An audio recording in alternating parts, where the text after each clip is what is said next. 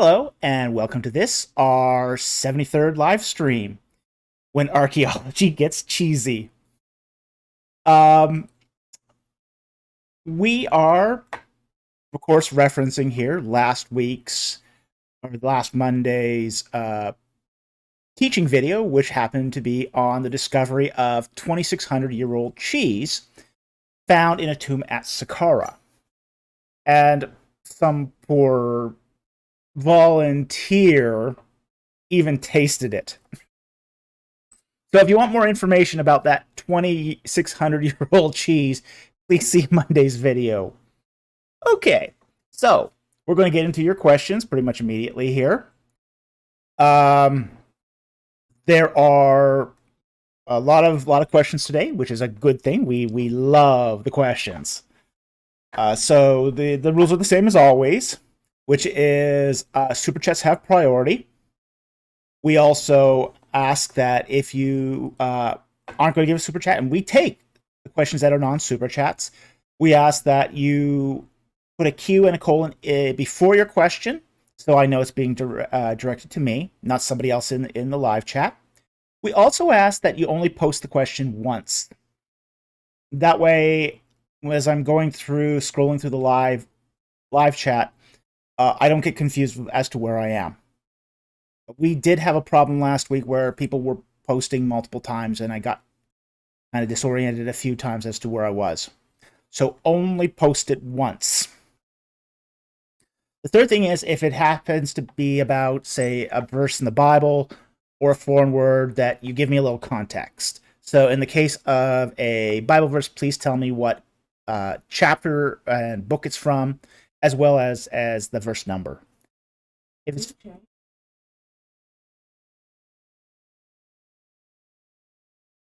Oh, well, I haven't gotten that yet. The other thing is, if it's a foreign word, please tell me what you think it means and what language you think it's from. So again, I have a little context. There is another thing too, is we've had to change, because we were getting a lot of bots. We've had to change the live chat to subscriber only.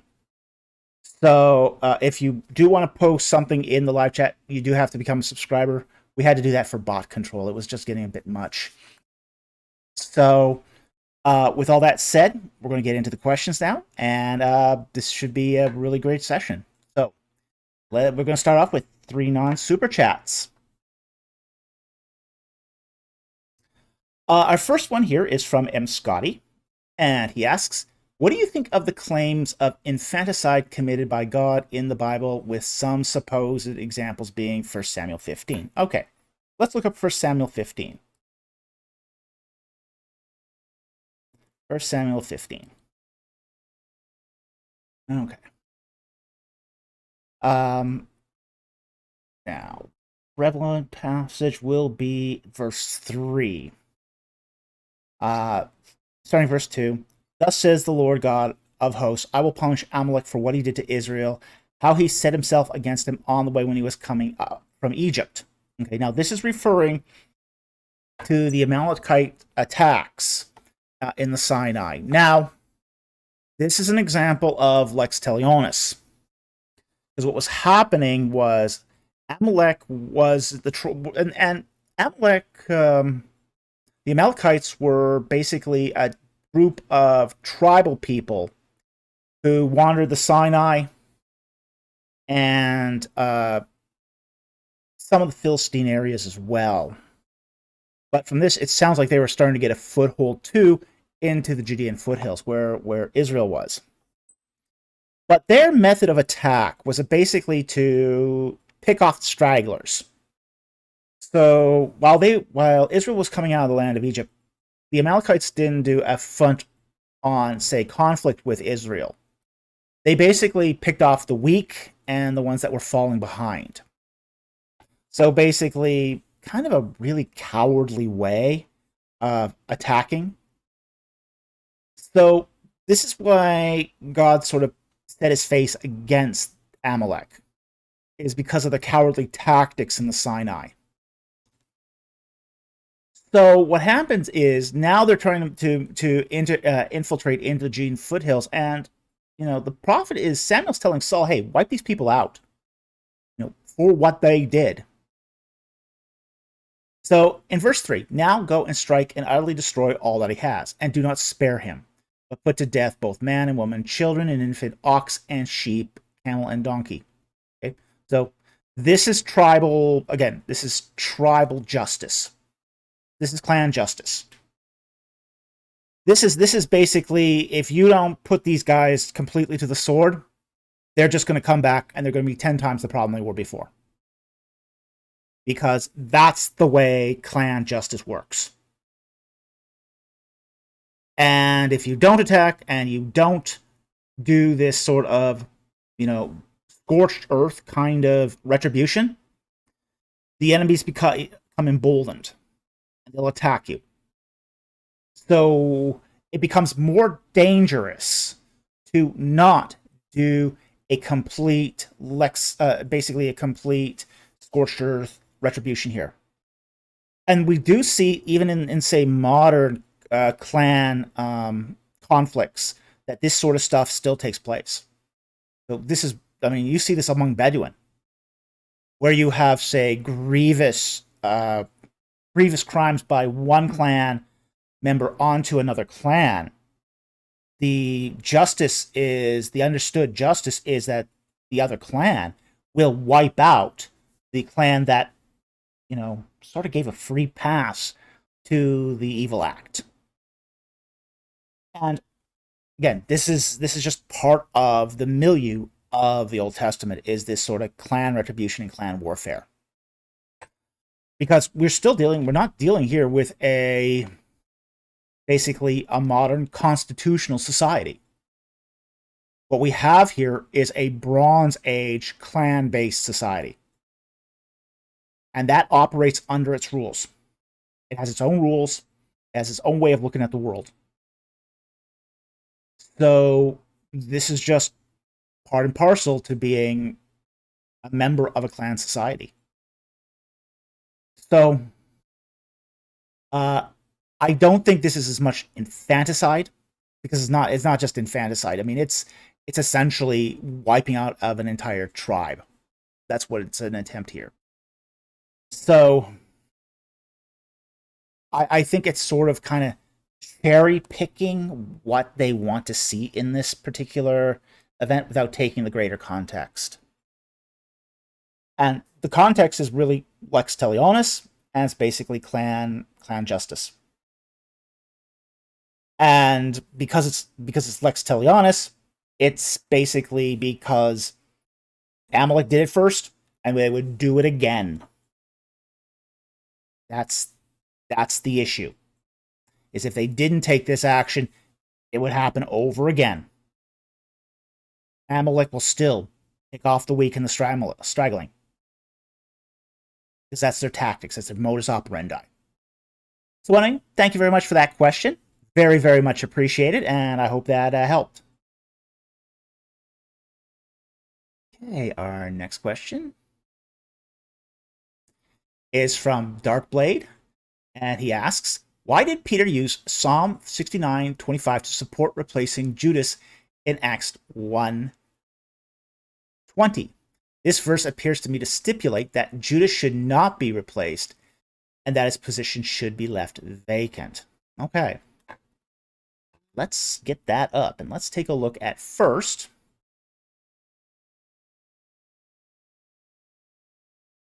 Acts. The quote is Acts 1:20.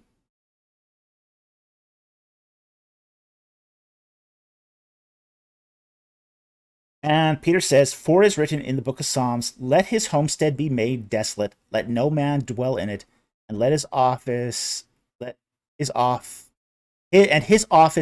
another man take. Okay. So he's basically saying there's two things here. His office let another man take. Double check where.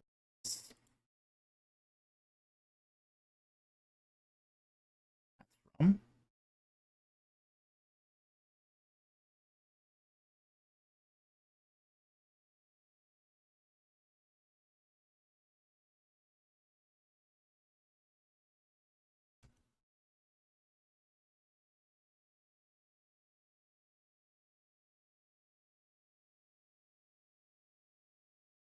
Now, there's two quotes here. Okay. We'll get to the Psalm 69:25, but there's a second one here, which is Psalm 109:8. Okay. Both Psalm 109 and Psalm 69 are messianic psalms. Okay. So the real question here is why is Peter coupling Psalm 69 with Psalm 109? That's more the real question here, because he's actually coupling them both. Now, in the case of Psalm 109, it's basically verse 4, in return for my love, they act as my accusers, but I am in prayer. Thus they have repaid me evil for good, and hatred for my love.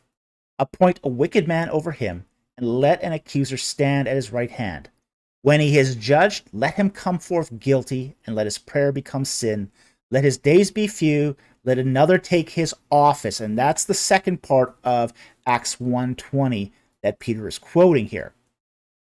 Let his children be fatherless, his wife a widow, let his children wander about and beg, etc., etc.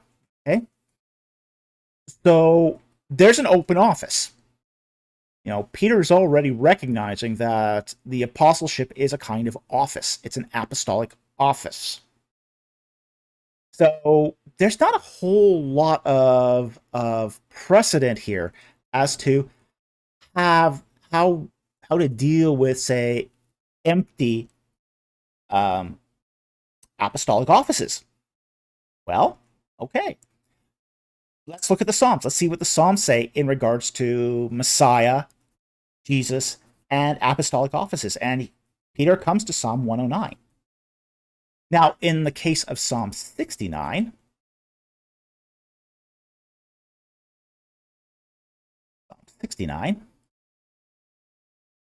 where this is another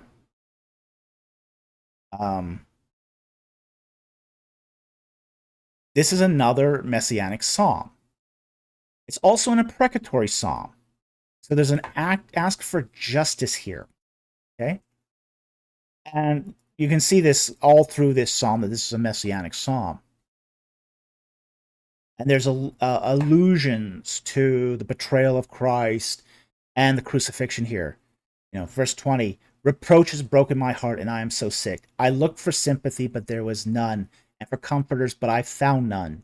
And they gave me gall for my food, and for my thirst they gave me vinegar to drink. This is a prophetic allusion to the barracks humor that the Roman guards foist upon Christ with the stick and the sponge, and this is really a gross illusion. It's really disgusting illusion. And I won't get into it here. But then the psalm here goes on, verse 22. May their table before them become a snare, and when they are in peace, may it become a trap. May their eyes grow dim so that they cannot see, and may their loins shake continually.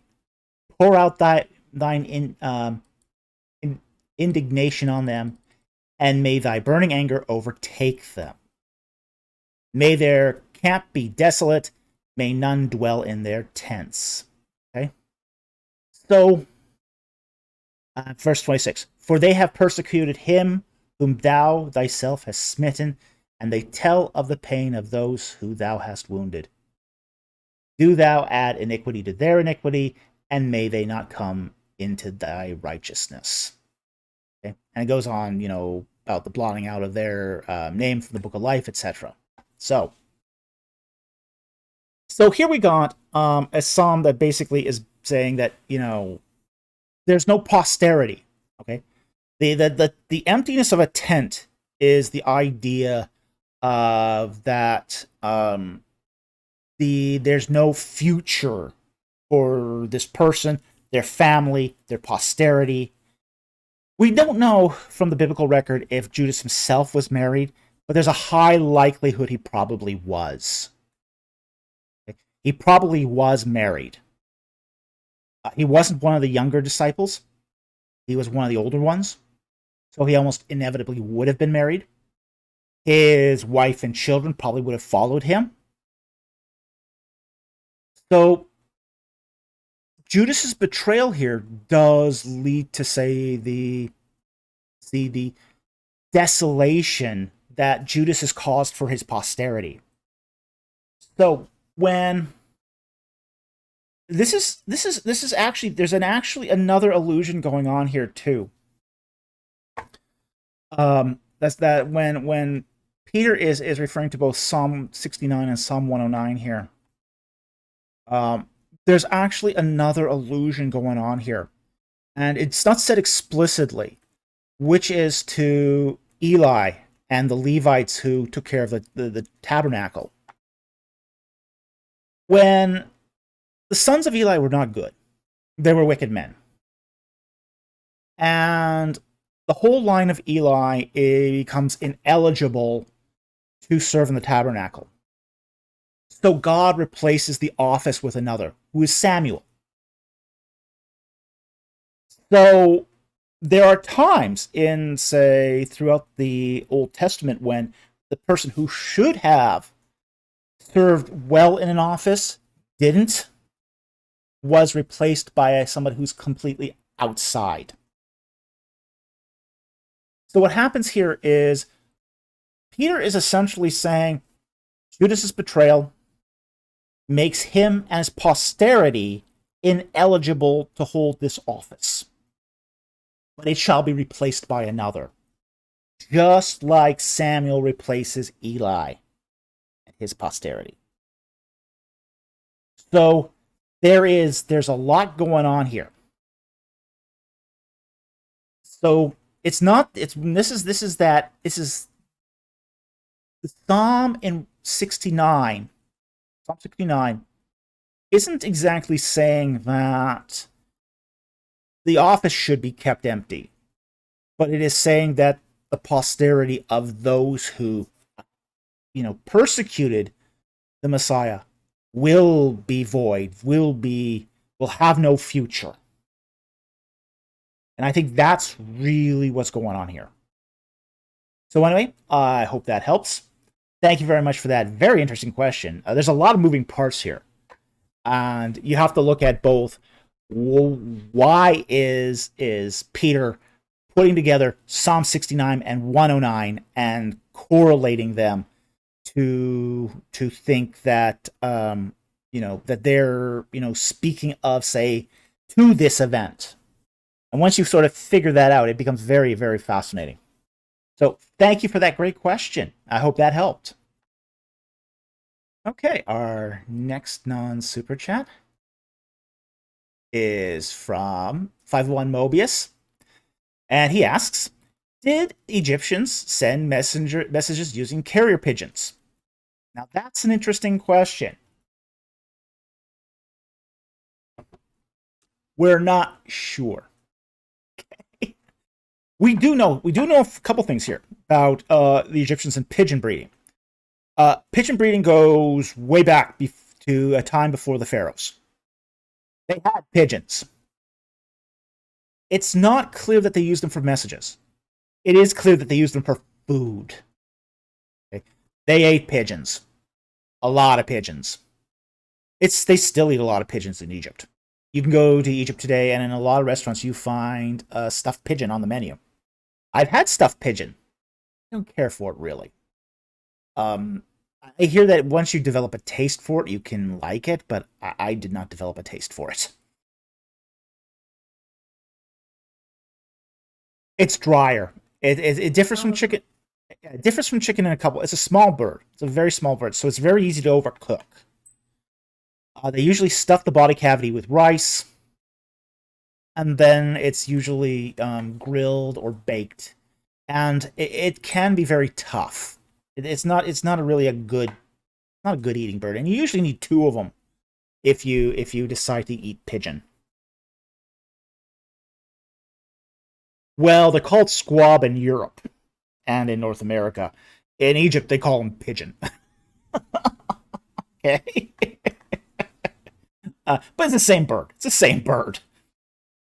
Now, it's not like, the pigeons that you see in like England, which look like almost small. I mean, there's no predation in England for pigeons, so pigeons in England develop massive sizes. No, these are really small birds, really small birds. But the Egyptians have been breeding, and you can actually go to several cities, and you can actually see these towers with these square towers with these wooden, sometimes elaborately painted pigeon coops. Now, we do know that the Persians used pigeons to send messages. So we do know that the Persians did this. We do know that the Greeks did this. We don't have any indication that the Egyptians used pigeons for messages. But we have a lot of indication that they used them for food. So anyway, I hope that answered your question. Thank you very much for the question. It was an interesting question. Okay. Now, we are on to the super chats. And our first super chat of the night is from Koheliful for $4.99. Thank you very much for the super chat. I know you're an Old Testament guy, but do you have any opinion on the authorship of Hebrews? Yes, I have an opinion, which is you can't figure this one out. This one's impossible to figure out. Now, for a long time in, say, medieval Europe, even into the Enlightenment, it was thought that Paul was the author of Hebrews. There is one particular European manuscript that has a scribe noting at the very end of a Hebrews manuscript that this was written by Paul. Now, almost everyone thinks that is now a scribal gloss, a very late medieval scribal gloss, and nobody takes that seriously anymore. So nobody takes the idea that Paul wrote Hebrews for face value. Now, the thing with Hebrews is it's a fairly early Christian book.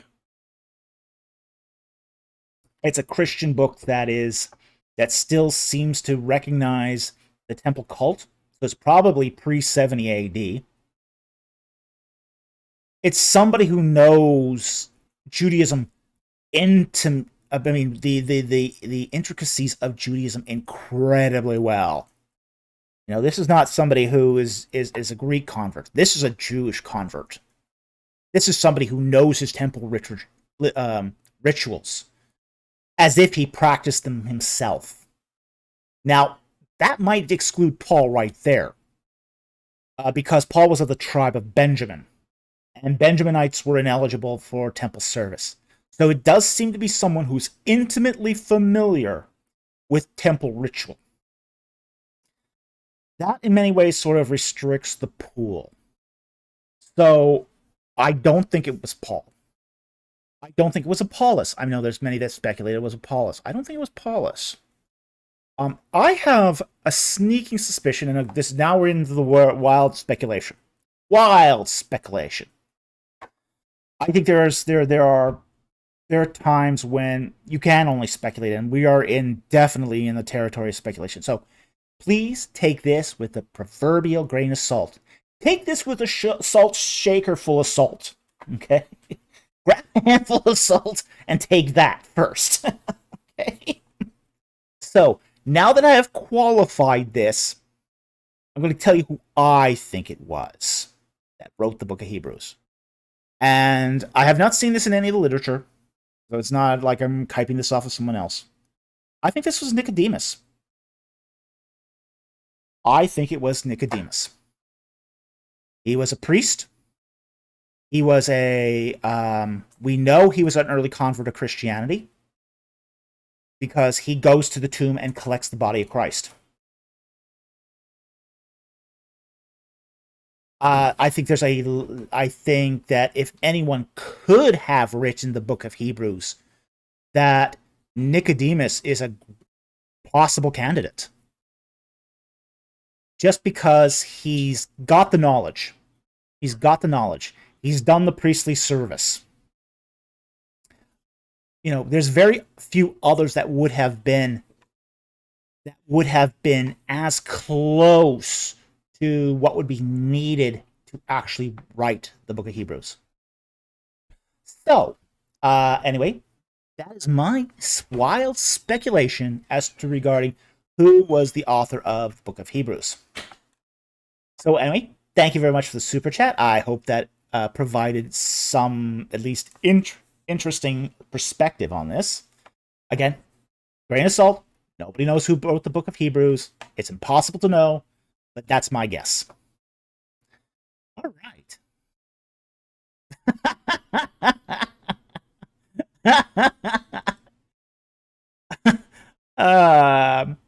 Camel Leopard says, 100% confirmed. Dr. Fultz says with absolute certainty that Nicodemus wrote Hebrews. No, that's not what I'm saying. You're getting me into trouble here. That's exactly not what I'm saying. It's like almost 100% uncertain. Thanks for throwing me under the bus, Camel Leopard.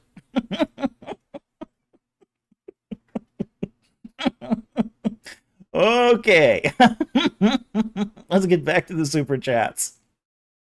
All right. Our next super chat is from Stylegio for 50 Swedish kroners. Thank you very much for the super chat.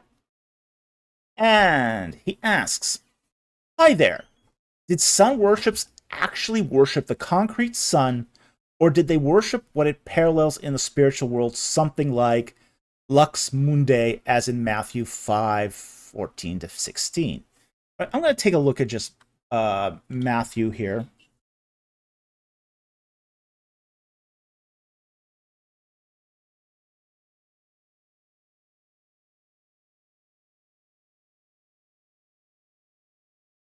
Matthew 5.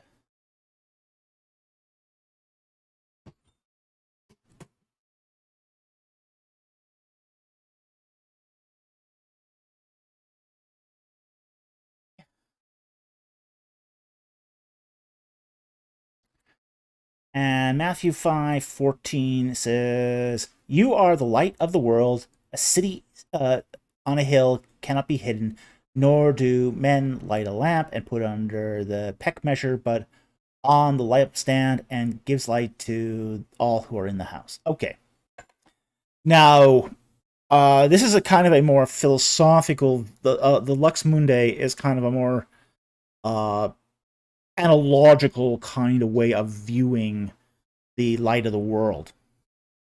So it's not intended to be literal when we talk about the Lux Mundi. It's analogical. It's using analogical language to communicate a higher spiritual, and that's what I think you mean here, is that it parallels something in the spiritual world in an analogical kind of way. Now, sun worshippers actually worship the sun. Okay. Not say the sun as an analogy. Now, if you did it as an analogy, you could kind of a little understand that. I mean, frankly. I mean, I've said this before. Worshipping the sun isn't unreasonable. I mean, it's an incredibly reasonable thing to do. I mean, we talk about earth worshippers, of modern-day neo-paganism. That's not nearly as rational as worshipping the sun. I mean, as far as a belief going, there's nothing at all irrational about worshipping the sun. It's the largest, most powerful object in 4 light years from us. I mean, the surface of the sun throws out as much energy as 1 trillion nuclear bombs in a second. That's a lot of energy. Without the sun, everything on Earth dies. Everything on Earth freezes. You eat because the sun gives life energy through light to plants that support the food chain. So, worshipping the sun isn't unreasonable. Not at all. It's the most powerful object, as I said, in in billions of miles. So, not unreasonable at all. Not unreasonable at all. It's still thinking small potatoes, though. But in ancient times, people were worshipping the sun. When you look at, say, Egyptian cults like Amun-Re or the Aten, they're worshiping the physical manifestation of the sun, not just the sun as analogy. Now, there were some sun cults, social cults, that were more sophisticated. You could definitely argue that, say, Optimism was more sophisticated than Re worship.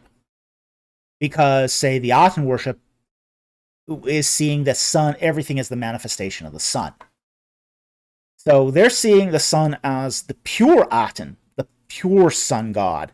So the solar disk is the pure sun god, but everything else is a manifestation from that. So, there are some solar cults that were more sophisticated than others.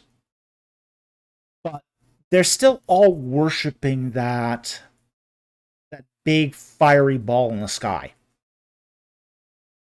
So anyway, I hope that sort of helps. Thank you very much for the super chat. It's an interesting question. It doesn't really... Here's the other thing, too. We have to keep in mind that, solar cults generally don't remain popular by the time, say, more philosophical religion rolls around. So there is a... once you start getting into the Hellenistic period, religions all over the world become a lot more philosophically oriented. They become much more introspective, much more analogical.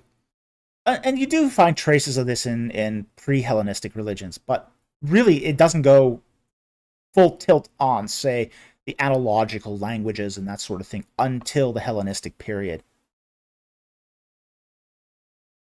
So anyway, thank you very much for the super chat. Very much appreciate it. Great question. Our next question is from the Camel Leopard for $10. Thank you very much for the super chat and throwing me under the bus earlier.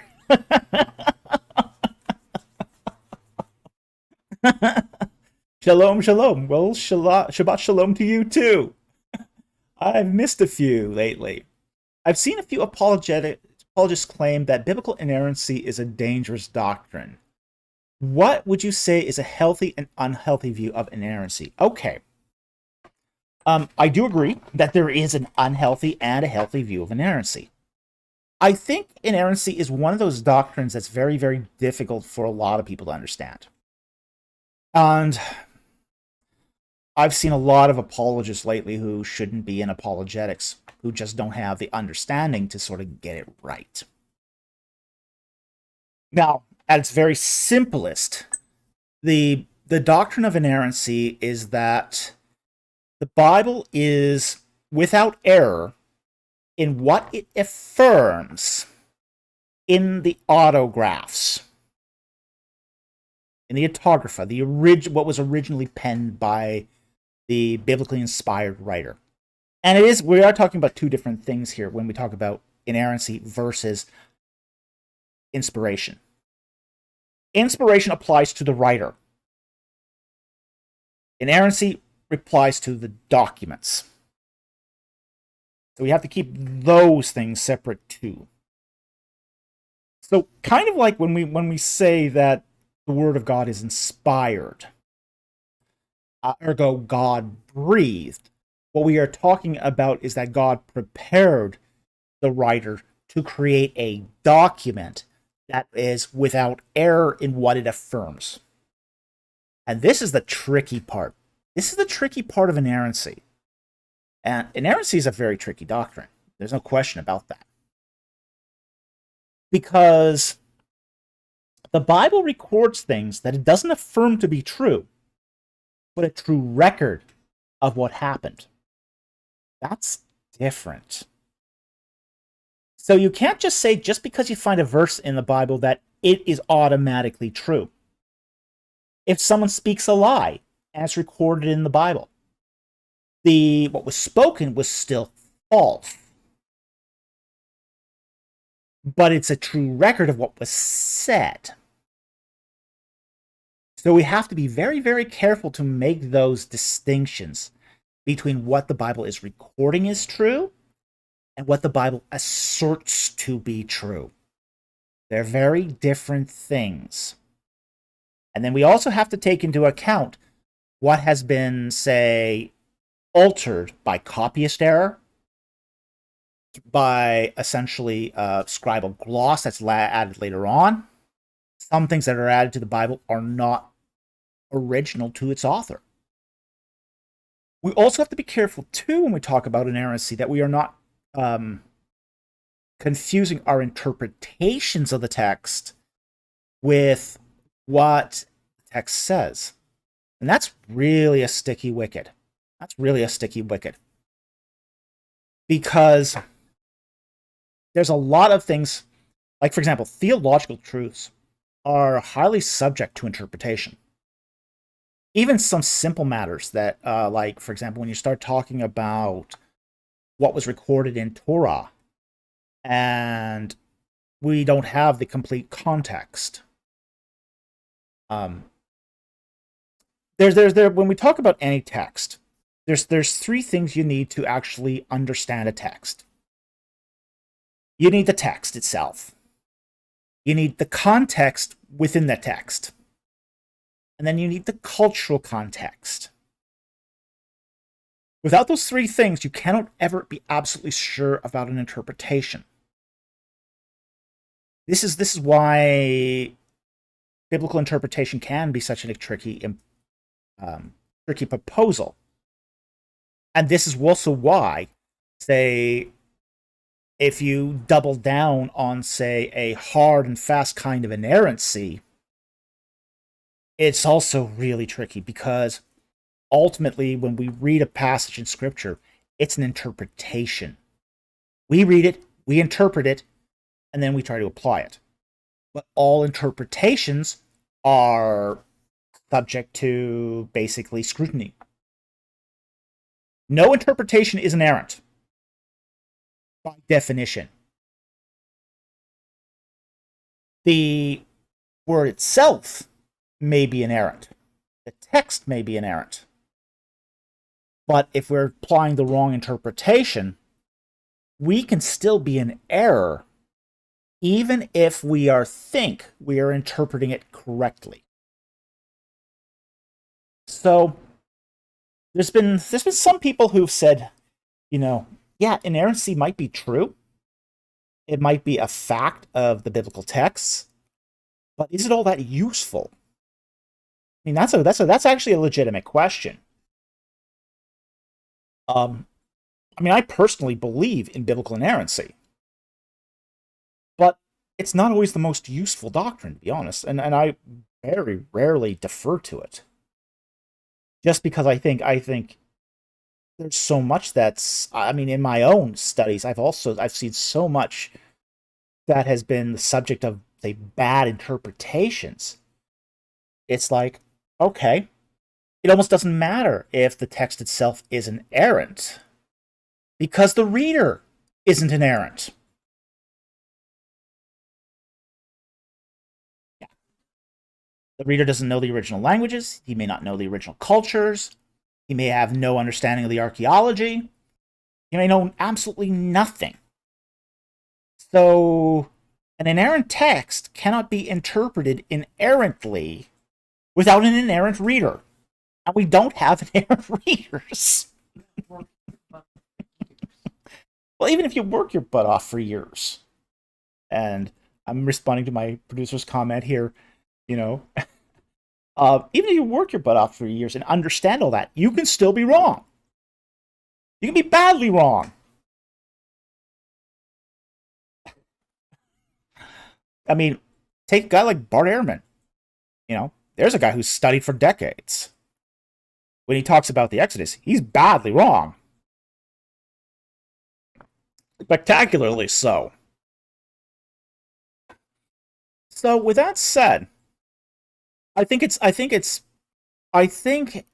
inerrancy has a devotional value. I think inerrancy is a good way to approach the text, because you are then giving the text the benefit of the doubt. I think that's worth it. Now, I don't think it's necessary to believe in inerrancy to approach the text in that way. But I've seen so many people not approach the text that way that, if you do have an inerrant view, it does provide a kind of safeguard. Yeah. She said if you're a Christian, you can't pick and choose. And I think that's a good measure. That's a good measure. So I think it's more of a doctrine of practicality more than it is, say, a hard and fast rule. Because, again, everything is subject to interpretation, and the readers aren't inerrant. So without inerrant readers, you're not going to get inerrant interpretations, and you're not going to get... So it almost doesn't matter if you have an inerrant text.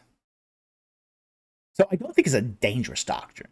I think it's a healthy doctrine, but I think it is a doctrine that's misunderstood. It's misapplied. It's too often... Inerrancy is often basically confused with interpretation. But I also think that it has some benefits still. So anyway, that's my view on inerrancy. Thank you very much for the super chat. Very, very much appreciate it. Okay. Super chat.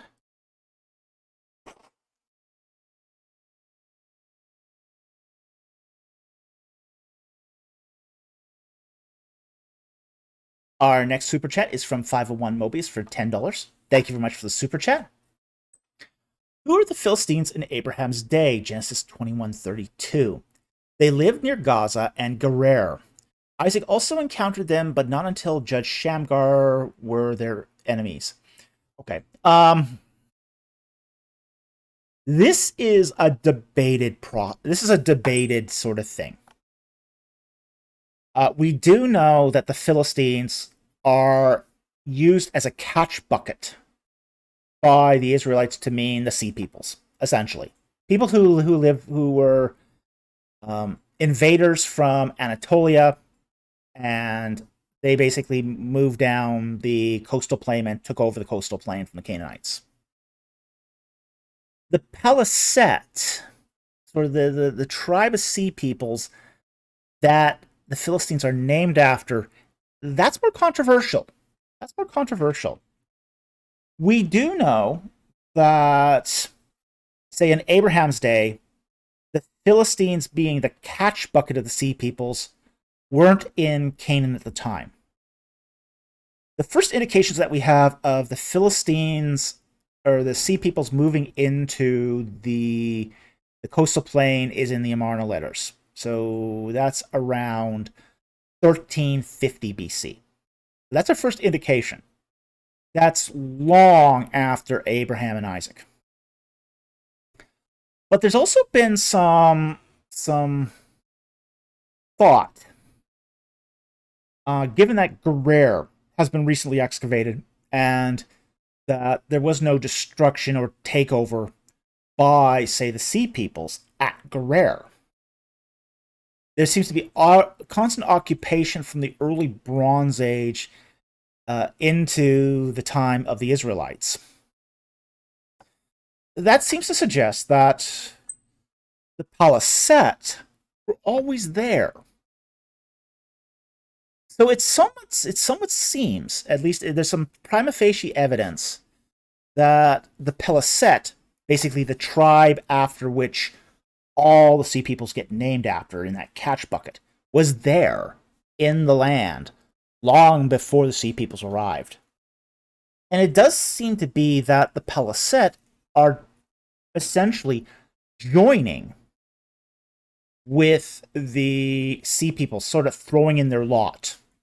So the sea peoples come down the coastal plain, and instead of trying to fight the sea peoples, the Pelisets say, "Hey, let's join forces. Let's be friends. We can be friends together."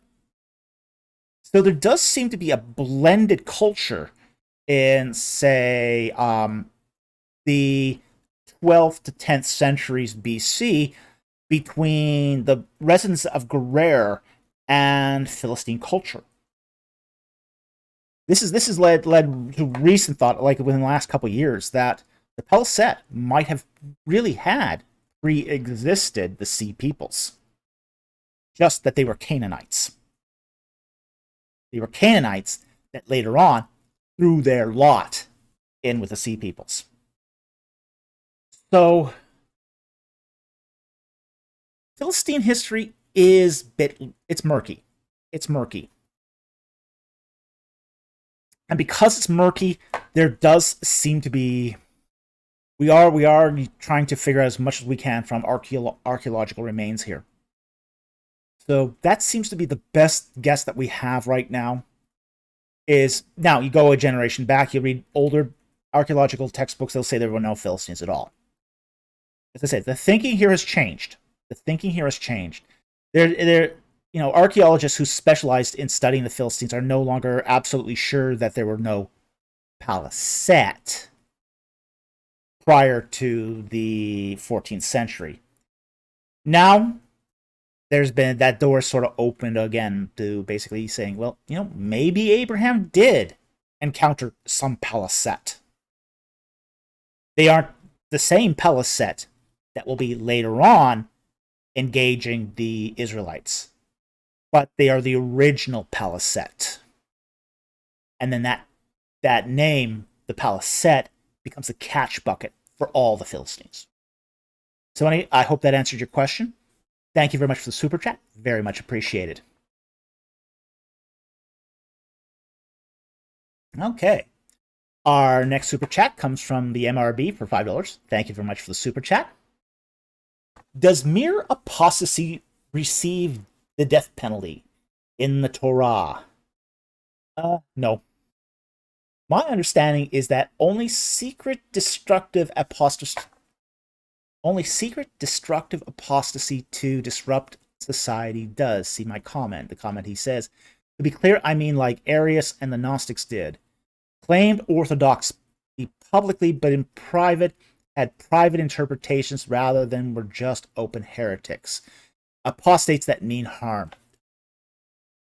Well, when we look at, say, Torah, we have to kind of understand that apostasy in a theocracy is going to mean different things depending on the particular time and place. Now, apostatizing in ancient, basically pre-exile Israel, was more of a matter of worshiping other gods. Idolatry. Idolatry was the apostasy of that day. It wasn't this. It wasn't an apostasy based upon dogma. It wasn't a dogma. It wasn't like if you didn't believe in say, for example, one God. That dogmatic, say, monotheism that we find in post-exilic Israel. That wasn't considered apostasy in the same way as setting up idols. Idolatry was the big no-no in the days of Torah. It really was that having multiple gods thing. Not necessarily believing that there were other gods. There seems to be some allowance for the private belief that there were many gods, but you weren't allowed to worship any of them. Now, this is not necessarily the lines here get blurred between, say, monarchical monotheism, which I think is what the Bible is representing in Torah, and henotheism, which what many people back then may have actually believed. We're talking about here a distinction between ecclesiastical theology and lay theology. The difference between what's officially endorsed by the religion versus what the people in the pews are actually believing. I often make this dichotomy between, say, as I said, the theology of the clergy and the theology of the laity. They're different. They're very different. Almost every church has a version of this, where the guy in the pulpit, the official documents of a church, the teachings that are passed down from generation to generation within the priesthood, that represents one kind of theology. There's another theology that's going on in your pews. And oftentimes it's completely different. You might get, for example, some Roman Catholic priests saying, works salvation, faith without works is dead. And then that's very nuanced in the pulpit. But the lay people may be hearing this as, oh, I can work my way to salvation. Very common. Very common.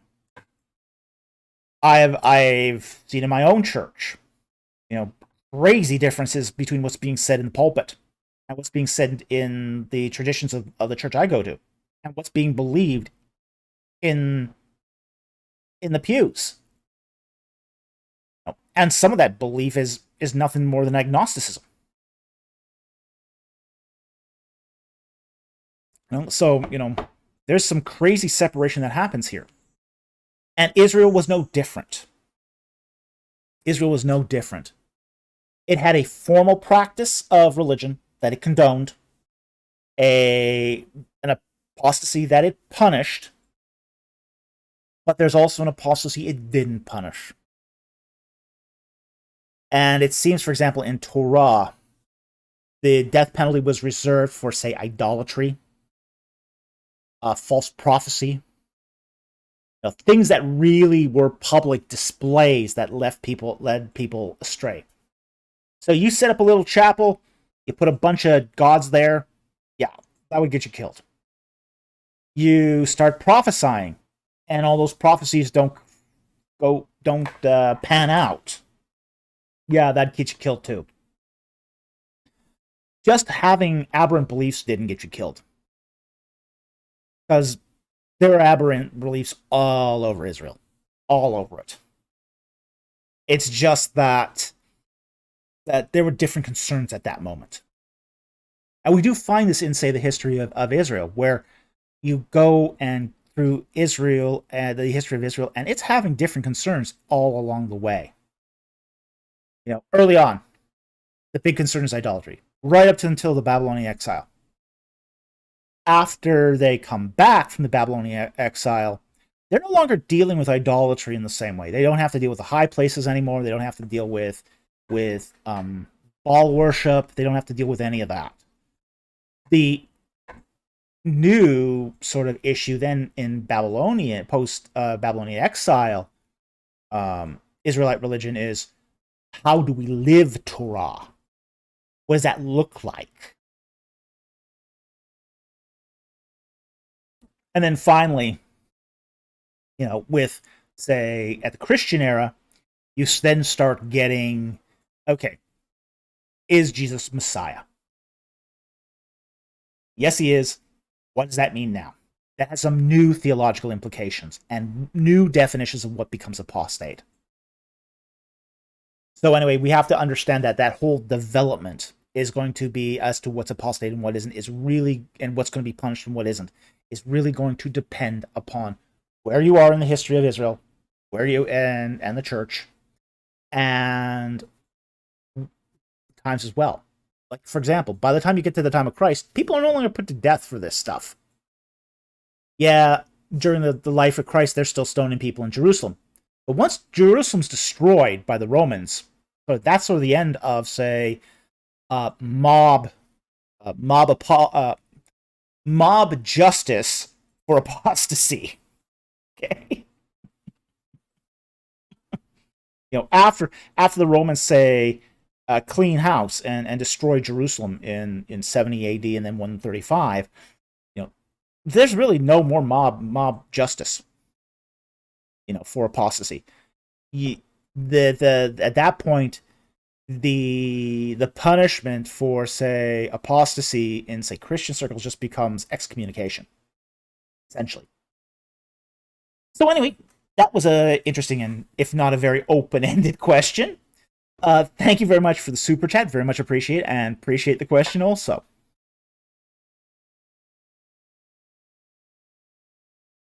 Okay, Brick Creation for $5. Thank you very much for the super chat. Very much appreciated. Hi, Dr. Falk. Is there Jewish marriage ceremony allusions in Matthew 24:32-33 and Matthew 24:36?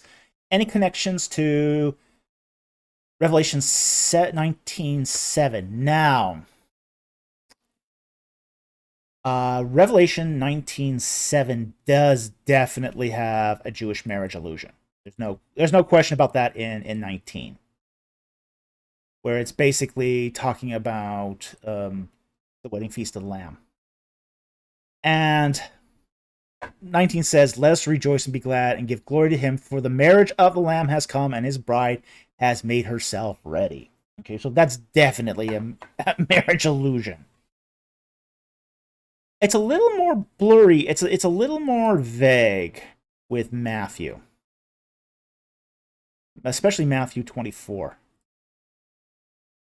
Now, Matthew 24 is definitely talking about the temple and the destruction of Jerusalem itself. So you're going to get it's a lot vaguer here, and I would be kind of slow to claim a marriage allusion here. Now, you're 32, 33. Now learn from the parable of the fig tree. When its branches has already become tender and puts forth its leaves, you know summer is near. Even so, you too, when you see all these things, recognize that, and it shouldn't be here, it should be it. It is near, right at the door. What is the it? The it here is the original question that was asked at the beginning of Matthew 24, where the disciples are saying, hey, what do you mean that the temple's going to be destroyed? And, Christ is saying, not one stone's going to stand on another. All these things are going to come to pass. You better pay attention here. And basically what he's saying is like the fig tree, when it gets, the branches get kind of tender, it's basically new growth. There's new growth. So, new growth and puts forth its leaves. This is an allusion, and I've heard people say that the fig tree is an allusion to Israel. I don't think it's an allusion to Israel. I think it's an allusion to early Christianity. Basically, the tree is starting to grow again. The tree of the true faith. It's putting forth new branches. New leaves are forming. Basically, when he's saying, when you see the church start to grow, that's when you know that these things are about to come. So I think that's what's happening in Matthew 24, 32 to 33. It's a parable of the church. And it's a parable of the church that's basically saying, hey, when you start seeing the church grow here, pay attention. It's about to get bad. And the it he's talking about here is the destruction of Jerusalem. Then we get to 36, where it talks about in more, say, eschatological terms. Because he goes to 34 and he says, "Truly I say to you, this generation," basically the Jews. This is a basically generation has a lot of ambiguity here. It can mean the generation of people living today. It can mean race. It can mean a lot of things. Okay. It can mean family. I mean, it's got a whole lot of connotations. Okay. But I think it's in this particular context, it's talking about, say, the Jewish people, which, by the way, because they were persecuting Christ, their posterity wasn't certain at this point. Remember what happens to Judas? In our earlier super chat, he betrays Christ, and he loses all his posterity. Because that's what happens when you betray Messiah. That's what happens when you persecute Messiah, is you lose your posterity. What he's saying here in 34 is really radical. He's saying here something really radical, which is that even though the Jews are going to persecute him and put him to death, their posterity will survive right up until the coming of the Son of Man, the second coming of the Son of Man. Okay? Verse 35, heaven and earth will pass away, but my word shall not pass away. But of that day and of that hour, and this is your reference here to verse 36, no one knows, not even the angels, nor the Son, but the Father alone. Okay? Now, you can definitely assume that the event here in 36 is the same as being referenced in 19:7, in Revelation 19:7. So it is the same event, but we have the event here in reference without marriage illusions. Okay, so there's nothing here explicitly in 24 that talks about the Jewish marriage illusions, but we do find it in other places. Okay, so especially particularly in the book of Revelation, we do find it in, say, some of the Old Testament prophecies as well. So this is not unique.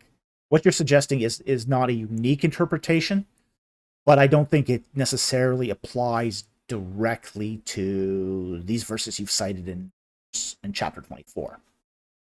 So anyway, I hope that helped. Thank you very much for the super chat. Very interesting, though. It's very, very interesting. It's an interesting passage. Very controversial, too, but very interesting as well. So thank you very much for that super chat. Our next super chat is again from Brick Creation. Thank you again for the super chat.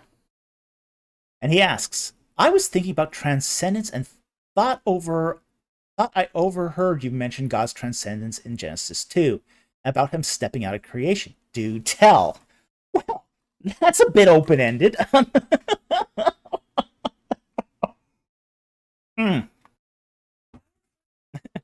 Yeah, how in the weeds do you want me to get with this? Okay. We find this actually in, not necessarily in Genesis 2, although it is there also. But we find it also, probably the starting ground of this is actually in Exodus 20, where it talks, the text of the 10... Yeah, my brain's spinning. An amygdala hijack.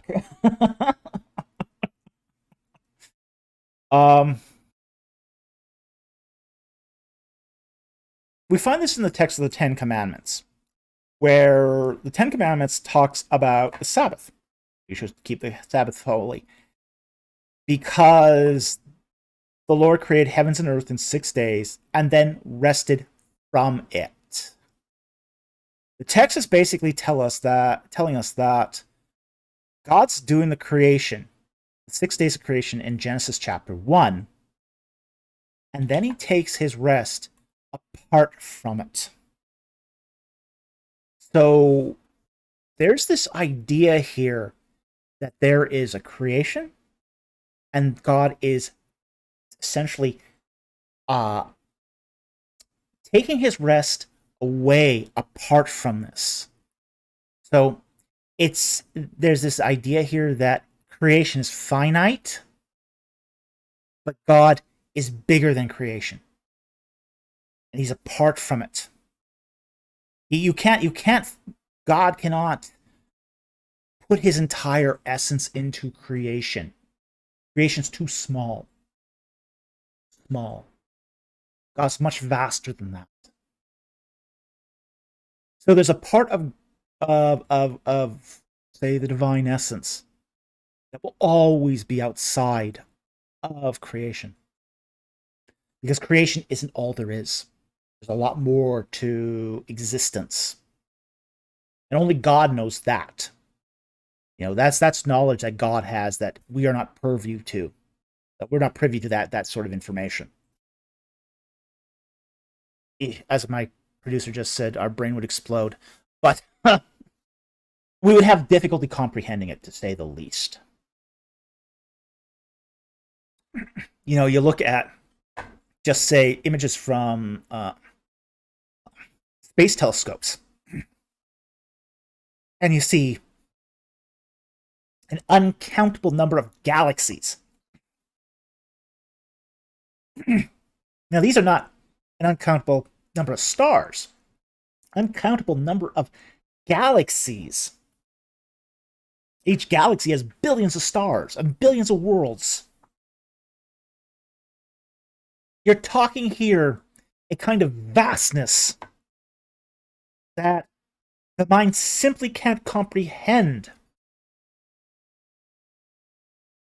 Yes, at sort of a abstract level, possibly we could apprehend it, but we can hardly comprehend it.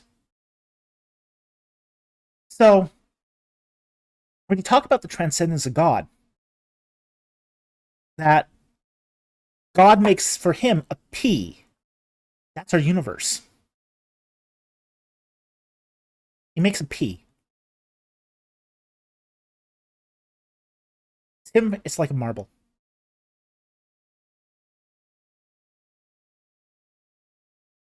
The extremeness of the essence and the glory of God is just without measure. It's without measure. So when you do see, for example, the creation scenario in Genesis 1, where God creates his spaces, his 3 spaces, and then fills each space. It's set up in sort of a temple layout.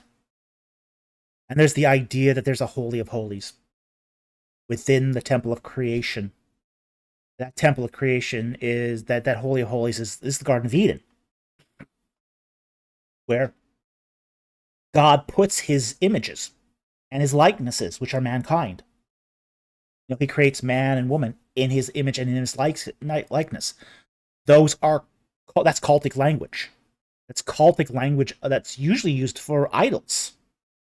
And yet God is making man his sort of idol. He's placing them in his temple. And God comes down into the Holy of Holies and has communion with these idols he's just made. Those are men, mankind, Adam and Eve. But he also then departs from it. He doesn't stick around. He makes mankind, puts him in the garden. And then he goes off somewhere else.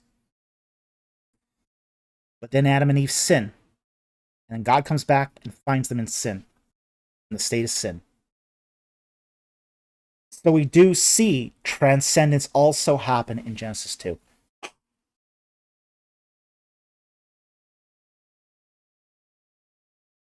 So I think there is very, very much here a kind of definitely a transcendence happening in the Garden of Eden. We do see it in, say, as I said, in the Ten Commandments. We see the whole structure of Genesis 1 is designed in such a way that God can come and go within his, say, Holy of Holies within creation itself. And this would not have been outside of the thinking of, say, Bronze Age people. This would have been completely consistent with what we've seen. How, say, for example, in Egyptian temples, where the presence of the god would be in one place, but could be in, come and go as he wished also. So very, very, very consistent. This is very consistent with Bronze Age religion. Very consistent with it. Although the innovation here for Israel, for Israelite religion, is the whole transcendence thing. And for example, most other religions of the ancient Near East, God might depart from a Holy of Holies, but then he'd be going out into other places in existence or the world, but within the creation itself. This idea of transcendence from creation is something that we find that's unique to Israelite religion. So anyway, I hope that answers your super chat. Thank you very much for the super chat. Very much appreciated. All right, our next super chat is from Billy Ningen for $10. Thank you very much for the super chat. Good evening, Dr. Falk. Bactrian camels were attested in the ancient Near East as early as the 3rd millennium BC. Yes. How could minimalist scholars overlook this evidence and date Genesis no earlier than the 10th century BC? Well, disbelief always finds an excuse, essentially. Yeah, this has been known for a long time. The whole status of the camel in the ancient Near East has been well known now for a long time. And yet there are people who are still using this as an idea that that Genesis should be dated late. It's silly. It's not consistent with the data. It's ignoring the archaeology. That doesn't stop people from doubling down on this, essentially. I mean, you get people who double down on all sorts of crazy things just because they want to disbelieve. Just like you get people who double down on crazy things because they want to believe. You know, disbelief or belief, either one can set you up to double down on things that are just not true. You know, there's not much more that one can say about this. The evidence is there. The evidence is well known. It's well published. It's been published multiple times. People either don't read or ignore the literature. Take your choice. So anyway, thank you very much for that super chat. Very much appreciated, but there's not much more that can be said about, you know, why do they overlook this? Because they want to. Our next super chat is also from Billy Ningen for $5. Thank you again for that super chat. Have you ever considered other religions or atheism, agnosticism? I know this is personal, so if you don't feel comfortable answering, that's fine. Okay, I'll answer this. I'll answer this. I have considered atheism. Okay. There was a time in my life when I did doubt the Bible. Okay. Now I never became an atheist, but I certainly looked into it. And I had my doubts. I was starting to encounter some apparent contradictions. And most of this was my sloppy reading, to be very honest. Very sloppy reading. Okay. But it took me a long time to figure out that I wasn't reading these texts correctly. I was reading this and goes, oh my gosh, this is a contradiction. Again, going back to that earlier question on inerrancy, you know, that was thinking going through my mind is, well, if I'm reading this and I see a contradiction here on what the record has, is the text really inerrant? If it's not inerrant, you know, should I be believing this stuff? Okay, so yeah, I did play with atheism. I never became an atheist. I had, but I did consider it. I even considered at one point Orthodox Judaism. You know, hey, you know, just because Christianity might be wrong doesn't necessarily mean Orthodox Judaism's wrong. Now, I wasn't going to go for that lifestyle, so I would never probably become an Orthodox Jew, but did think about it. So, but I think a lot of it came down to this, is that, you know, doubts are healthy. If you're growing in maturity, at some point you should encounter some doubts. You know, you are making a life commitment here that's going to change the way you behave, the way you act, how you're going, your eternity, how you're going to live in this life.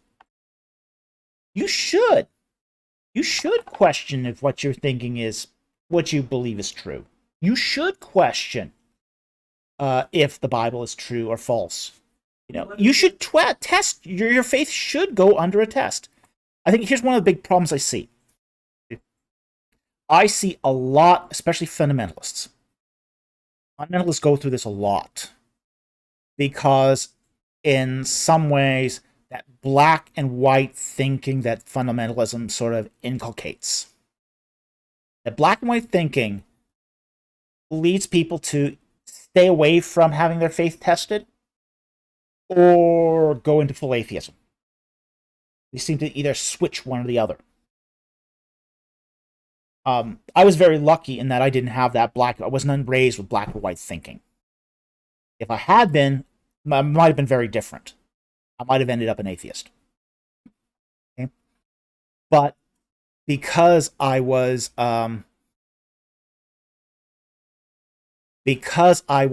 raised with sort of, okay, you have black, you have white, consider the gray. Consider the gray too. Don't just leave it at black or white. Is there a gray position?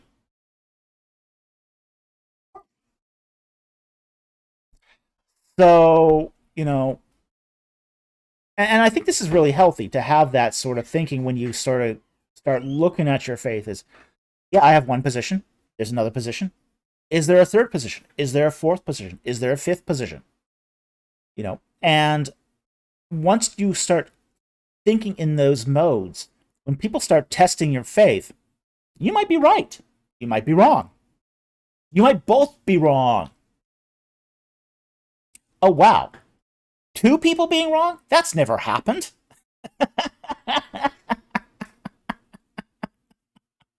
Okay? And scripture even admonishes us is basically test all things. Hold fast to what is true. A tested faith is a strong faith. A faith that has never been tested is a fragile faith. It's fragile like an eggshell. It'll break at the first hard thing it meets. So I think it is really, really important for people to test their faith. But I also think you have to be mentally equipped to have your faith tested as well. You can't just say, okay, I know nothing and I'm going to test my faith. That is going to end up in tragedy. Prepare yourself for the grays. Prepare yourself for the blacks, the whites, the grays. Prepare yourself to say, hey, my interpretation is wrong, but there's other interpretations too. Explore the interpretations. And then test your faith.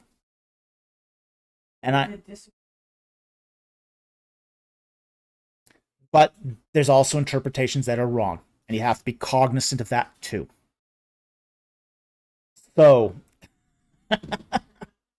I just saw Slammer here say, I can see David wearing talit and tefillin. I don't know about that. Throw that up here just a moment.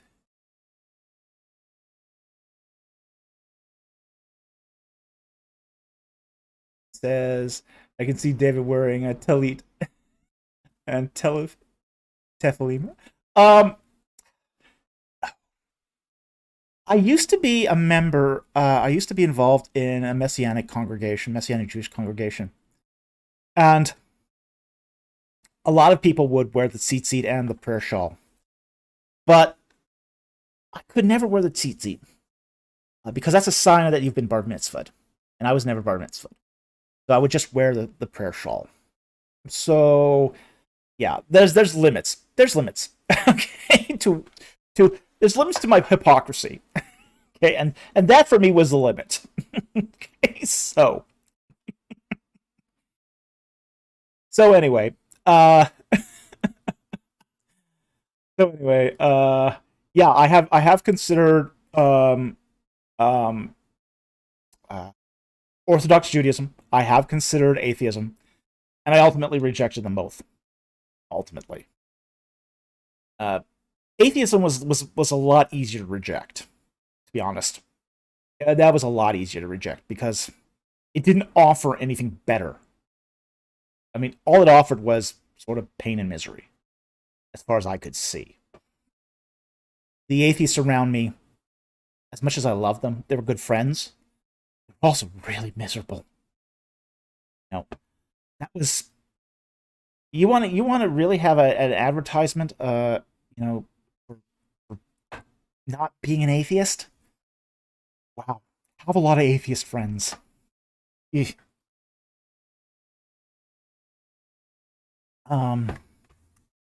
lot of them were just I still love those people.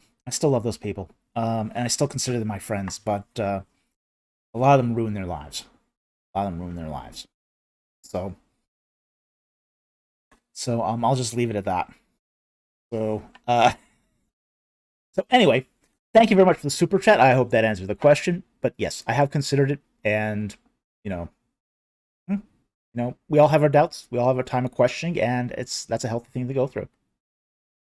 Okay, our next super chat is from the MRB for $2. Thank you very much for the super chat. Any heretical fathers you feel were misunderstood? Yes. Probably the biggest one I feel has been misunderstood was Tertullian. For several reasons. Now, for those who are not familiar with Tertullian, he was the one who did the ecclesiastical formulations of the Trinity. Very important writer in church history. But he was also, later on, let's say, excluded from, say, being considered a church father because of some of his views, particularly on Montanism. And I think he's misunderstood in some ways. Now, I think we have to be very, very careful when we call Tertullian a Montanist. He was sort of driven to Montanism. He was married. He was a priest. And the church in Rome didn't like that. They didn't like that at all. They wanted Tertullian to put away his wife, essentially divorce her. And he was having none of that. Now, we have to understand, at the time when Tertullian lived, there wasn't much choice. You had Latin Christianity. I mean, he lived in Carthage. So you had Latin Christianity, and you had Montanism. That's it. That was your choices back then. That was your choice in churches. Now, we do have to understand that Montanism was a heretical sect. But it was only heretical in certain ways. It depends on if you followed, say, the prophecies of Montanus, or if you followed, say, the general milieu of Montanism. Now, as a general milieu, as a general foundational understanding, Montanism is very much like modern Pentecostalism. It believed that the Holy Spirit still spoke through people in the church, even if those people misunderstood the Holy Spirit. So, Montanism is not, strictly speaking, in all its expressions, heretical. But in certain expressions, definitely was heretical. Now, I think here's where Tertullian is misunderstood. Tertullian was not following Montanus the prophet. He was following Montanism, the milieu. And the problem is, as far as, say, Roman Catholicism's rejection of Montanism, is that in many respects later on, it sort of accepted it. Because even though it's Roman Catholicism said that the Holy Spirit doesn't speak to the average individual, it still speaks to the Pope. Through, say, papal encyclicals, ex cathedra, those means. So we do have to understand that the Tertullian's decision to join Montanism is because he was between a rock and a hard place. Essentially, Montanism said, well, marriage is bad, but you don't have to give up your wife. Latin Christianity was telling him, if you want to be a priest, you got to give up your wife. That's a hard position to be in. You're between a rock and a hard place at that point. It's also true that Tertullian was not anathematized in his lifetime, but centuries later. And he was never formally anathematized. His main student was Cyprian. Now, talk about a guy who who really, um, who really was a hardliner for schismatics, for heretics. Oh, that was Cyprian, right down the line. I mean, Cyprian. I mean, if you were a Donatist, you weren't allowed to come to his senates. He was just. Cyprian was really tough as nails on this. So if Tertullian was considered an aberrant teacher in his day, Cyprian would have come down all hard on him. Okay. So there was no say it was not Tertullian in his day and age was not viewed as heretical. He was not viewed as even particularly aberrant. It was more at that point a different expression of, say, the Orthodox faith. So both Tertullian and Cyprian were considered Orthodox in their time, as well as, say, what was called Tertullianism, which is basically kind of a Montanism light. Essentially, you're again an ancient equivalence to the charismatic movement, really. And Tertullianism was eventually reconciled to the Orthodox faith. Although by the time that took place, there were very, very few followers of Tertullianism at that point, which was about 2 centuries later.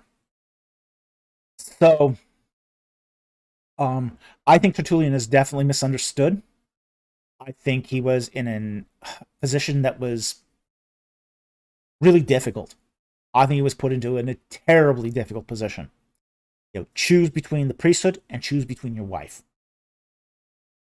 Gee, I know what I'd choose.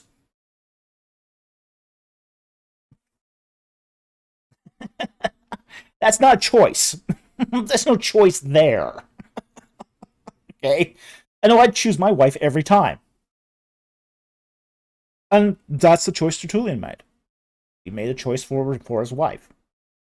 So, I think Tertullian gets a really, really rough shake. So, anyway, so that's my feeling on that. Thank you very much for the super chat. Very, very much appreciated. Okay, our next super chat comes from Andrew Guler. Okay, so thank you for the pronunciation guide. I appreciated that. Okay. Very, very much appreciate the pronunciation guide. Okay, he says, if Ron Wyatt was a fraud, how did he get permission from the Israeli Antiquities Authority to dig there? Guler rhymes with ruler, and I really, really appreciate that pronunciation guide. Okay, so how did Ron Wyatt get permission from the Israeli Antiquities Authority? He didn't. He lied. Yes, he lied.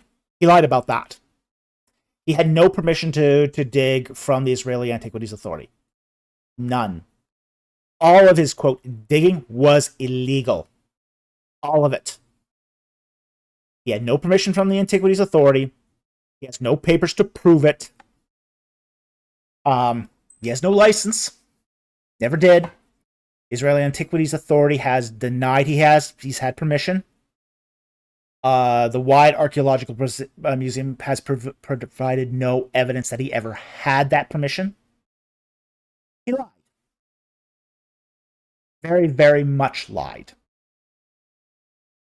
In fact, some of the sites that he's claimed to have dug at, he didn't dig there. This site he claimed to dig at Golgotha, Garden Tomb. Garden Tomb guy has, the people at the Garden Tomb never knew this guy. Never met Wyatt. At least not to their memory, let alone allow him to dig there. So, yeah, that's one of the reasons why he's a fraud, is because he keeps lying about things. Lying about, taking a blood sample, off the Ark of the Covenant of the blood of Jesus Christ, having a chromosome count done on the dried blood. Good luck with that one. And then burying the results.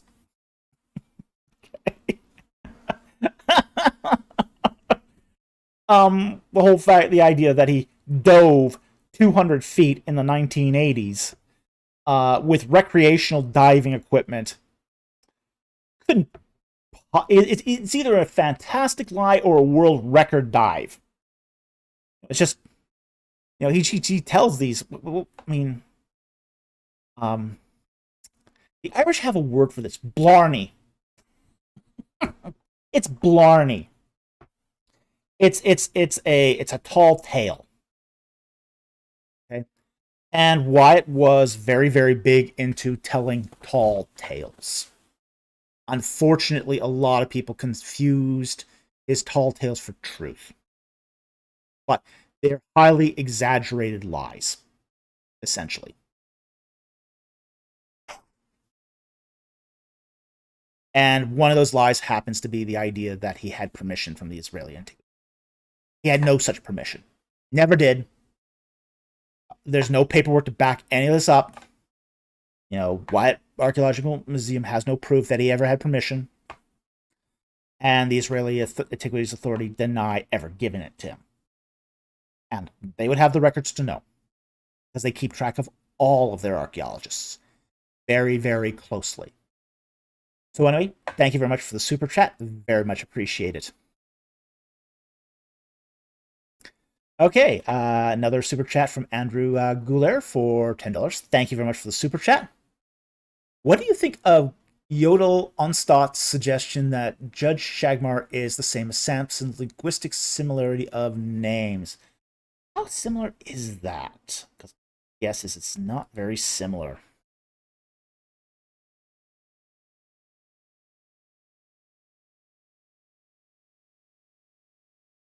So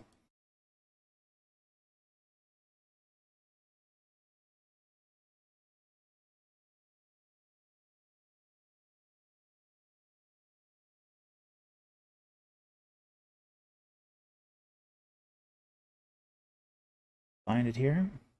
There it is. Yeah. Only the first two consonants are similar.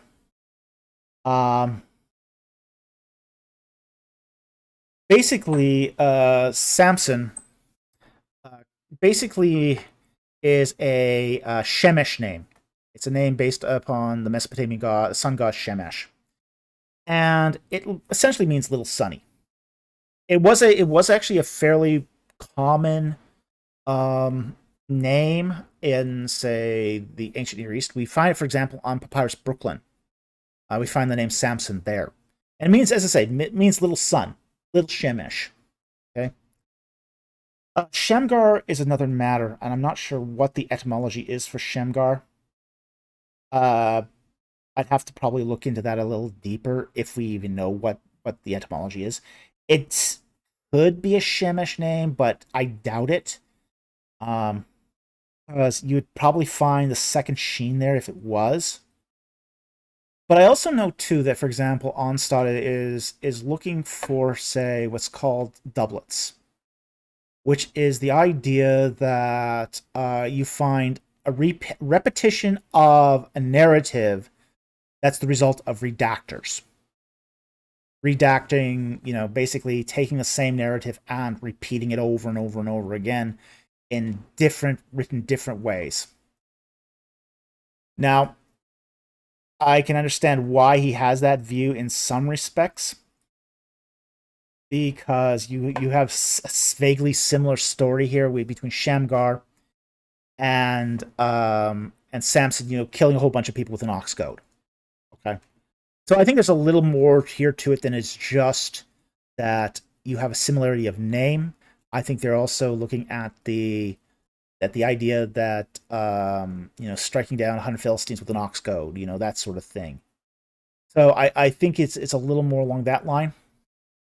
But I also don't think that is necessarily something that's unique necessarily to Shamgar or to Samson.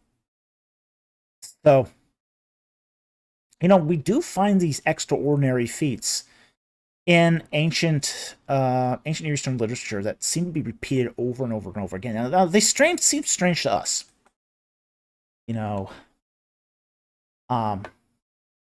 An ox goad is not, say, the jaw of an ox. An ox goad is essentially a big stick. It's a stick. You're basically using it as a prod to get oxen to go the way you want. So, there was actually a Japanese legend. I think it was Musashi, a swordsman in ancient Japan, who was said to be so good he didn't actually need a blade to kill you. He could kill you with a wooden boken, which is basically a practice sword, a wooden practice sword. And he was said to be so good that he could kill you with a boken. This is the same deal. Is that Shamgar is such a good warrior, he doesn't need a sword to kill you. He can do it with just a stick. Stick hit in the right place can kill someone. When I took martial arts, I learned how to do this. So, a properly applied stick can kill someone. The Japanese, there's, as I said, that famous Japanese swordsman was, did it with a boken. Here we got Shamgar, son of Anath, in Judges 3:31, doing something similar. Striking it down with an ox goad. Okay? So, I don't know, what does Samson actually use to kill people? Let's check here. Is he actually using the same ox goad?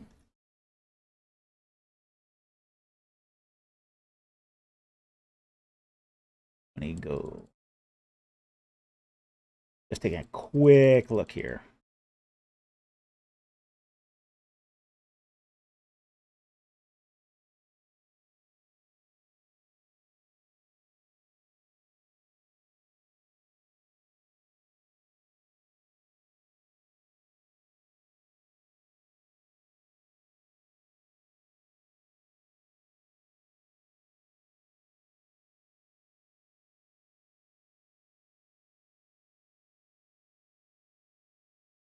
Okay. Samson is using something different. He's using the jawbone of a donkey. He's not using an ox goad. So, there might be some confusion between an ox goad and the jaw of a donkey, but there is the idea, though, in, say, Shamgar's case, that he's using a stick. Samson is just using whatever's handy. So anyway, I hope that answers your question. I don't think there's any. I don't think the two are similar enough to warrant this idea of doublets. I also don't think that Shamgar is linguistically all that similar to Samson. To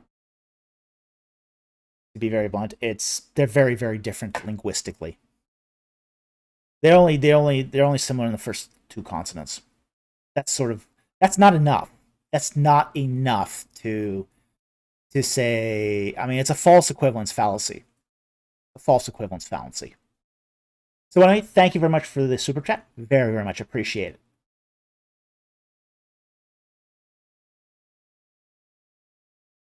it. Our next super chat is also from Andrew Guler for $10. Thank you very much for the super chat. He asks, what relationship is there, if any, between the long ages in the Sumerian kings list and the long lifespans in Genesis before the flood? I am still trying to look into that question. Now, in the case of the Sumerian kings list, we do know some very interesting details about this. First of all, at the point where it transitions from long ages to proper regnal years, does seem to coincide with the discovery of the solar year in Mesopotamia. Now, in the case of, say in Egypt, the year was very, very easy to discover. The Egyptians discovered the year as a cycle of time hundreds of years before the Mesopotamians. And that's because the Egyptians had a flood cycle, a really pronounced inundation cycle. You don't get that in Mesopotamia. You actually get fairly even weather. The mountains don't fluctuate, the rivers don't fluctuate wildly. So it took a lot longer for the Mesopotamians to figure out the solar year than it did, say, the Egyptians.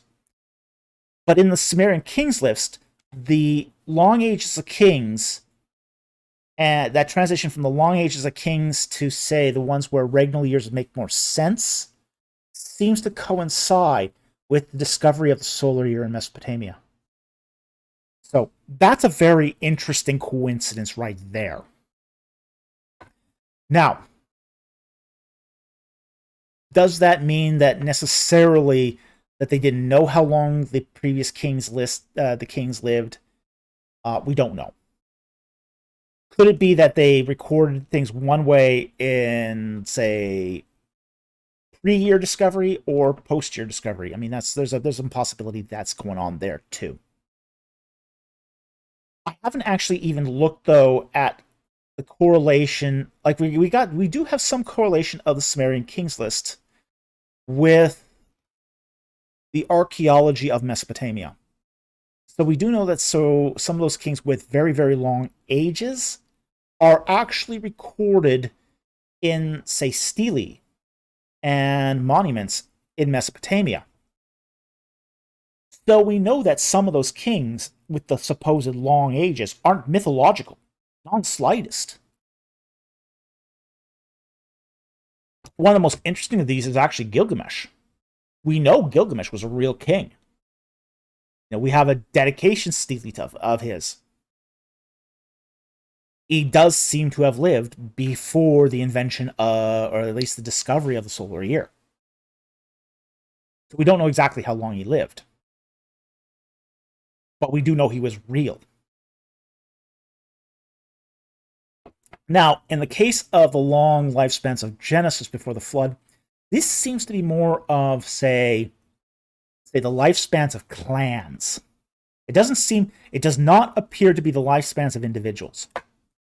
Now, we don't know, for example, in the King's List, if the long lifespans are being sort of cobbled together to represent, say, the lifespans of dynasties. Possible. It is definitely possible that in the Sumerian King's List, that those are, say, dynasty lifespans. Very likely. But we can't be sure without further evidence. And they're not exact, even if they are, because they're using round figures in the Sumerian King's List. They're using figures like 25,000 years, 12,500 years, etc. So, given that there's lots of round figures being bandied about there, it's not going to be an exact thing, even if that was what was happening in the Sumerian King's List. So, I think in some respects here, what we got is apples and oranges. Okay, we've got one kind of phenomena going on in the Sumerian King's List, and another phenomena going on in, say, Genesis 5 and 11.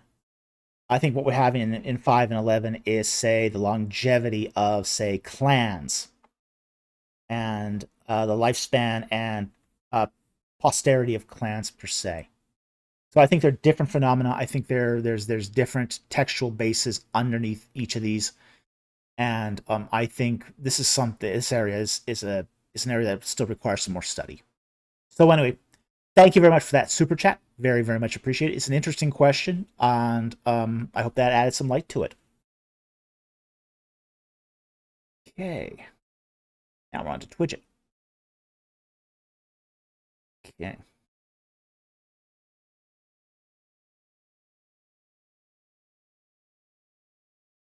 Okay, we got one here from Angel VWM for $5. Thank you very much for the super chat. And he asks, with ancient Israel using 40 as an idiom, or Mesopotamia uses 60, do you know of any reason as to why they chose specific numbers for idioms? Okay, yes, we do. Actually, in the case of Mesopotamia, it was because of their system of mathematics. They actually had a sexagesimal system of mathematics, which is fascinating. I mean, it's just really fascinating that they had a base 60 mathematical system. Now, in our modern Western culture, we use a base 10 system. You know, we go 1, 2, 3, 4, 5, 6, 7, 8, 9, 10, and then the next number is 11. Okay? They'll go from 1 to 60, and then it flips over to essentially, say, 60 plus 1. Okay, so they're counting in base 60. Now this has certain advantages, some actually really really cool advantages. If you do a lot of geometry, and what we can tell, Mesopotamian people did a lot of geometry. They had invented the Pythagorean theorem 900 years before Pythagoras writes it down. So there's actually a cuneiform tablet that has the Pythagorean theorem on it. Very interesting. And they're all doing this with a base 60 system of mathematics. They divide the circle into units of 60. And so they could figure out angles very, very quickly just by their system of mathematics. So that's why 60 became sort of the idiomatic number, the number of why it was chosen in Mesopotamia. Now, why is it chosen that way in Israel and the Levant? We're not exactly sure why, but it's definitely that they did. We see this on the Moabite stela. The Moabite stela, when King Mesha, king of Moab, records his victory over the Israelites. He talks about King Omri. Well, he doesn't know how long King Omri reigned, so he just says, "Oh, he reigned 40 years." Well, Scripture tells us that Omri reigned 12 years, not 40. So we do have some indications that this was not isolated to Israel alone, but that it was used also in Moab. It's probably also, it seems to be, also have some fours, particularly for some reason, are very interesting used in, say, Egypt. We find that on the 400-year stela. There's the formula of the rededication of the Temple of Seth at Avaris, which they ascribe to being the 400th year, the 4th month, and the 4th day. So they're doubling down on that idiom of 4. We see Israel use it as an idiom all through, say, the Book of Judges. Where it almost. I mean, it's crazy how often you see it in the Judges. Where it talks about, they'll give you like 17 years of affliction, and then the judge comes, saves the day, and then there's 40 years of rest. Then you get some other judge coming up, after 21 years of oppression and saves the day, and then you got another 40 years of rest. You get this 40, 40, 40, 40, 40, 40, 40 for the years of rest. Like, can all these years of rest be 40? Wait, or is something else going on here? I mean, it's just uncanny. How often I mean, it's crazy. It really is crazy how often the word 40 occurs in the biblical text. Probably more than any other number, honestly. I mean, you'd think they have a special obsession of 12, like the 12 tribes. But it's nothing compared to 40. The 40 is used as an idiom throughout Scripture. It's all over the place. It's even used in the New Testament. So anyway, we don't know exactly the source of 40. We know the source of the 60. So anyway, I hope that answers the question as best as we can. Sometimes you just don't know exactly where things come from here because of the lack of records. But could have been that they adopted it from Egypt. Could have been that some of their experiences that they adapted. We don't know why, but they did. So anyway, thank you very much for the super chat. Very much appreciate it.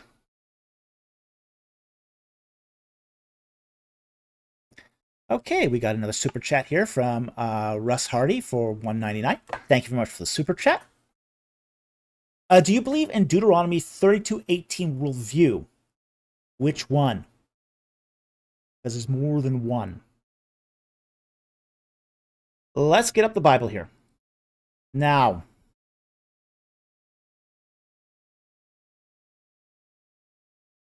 Deuteronomy 32,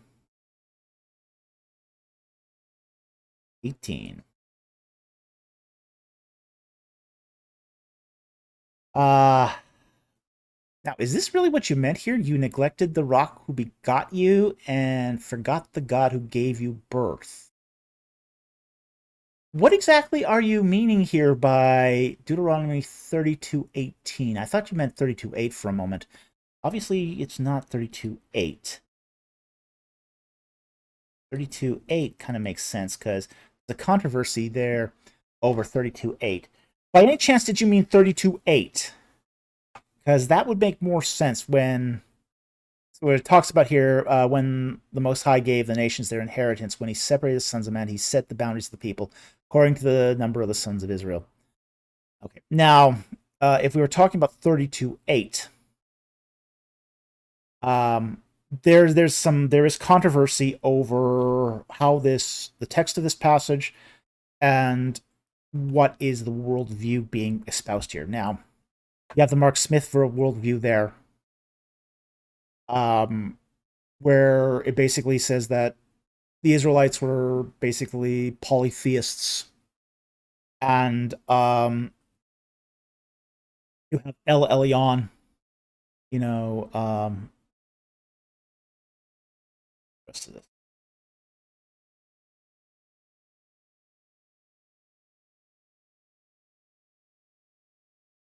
So,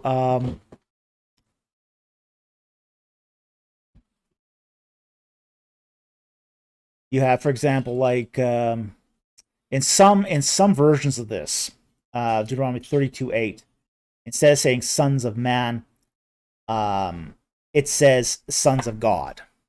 Okay. Now, when I did textual critical work on this passage, I can say, hey, yeah, half the text say sons of men, some say sons of God. Like, for example, when you look in the Septuagint, it'll say, sons of the gods. Okay.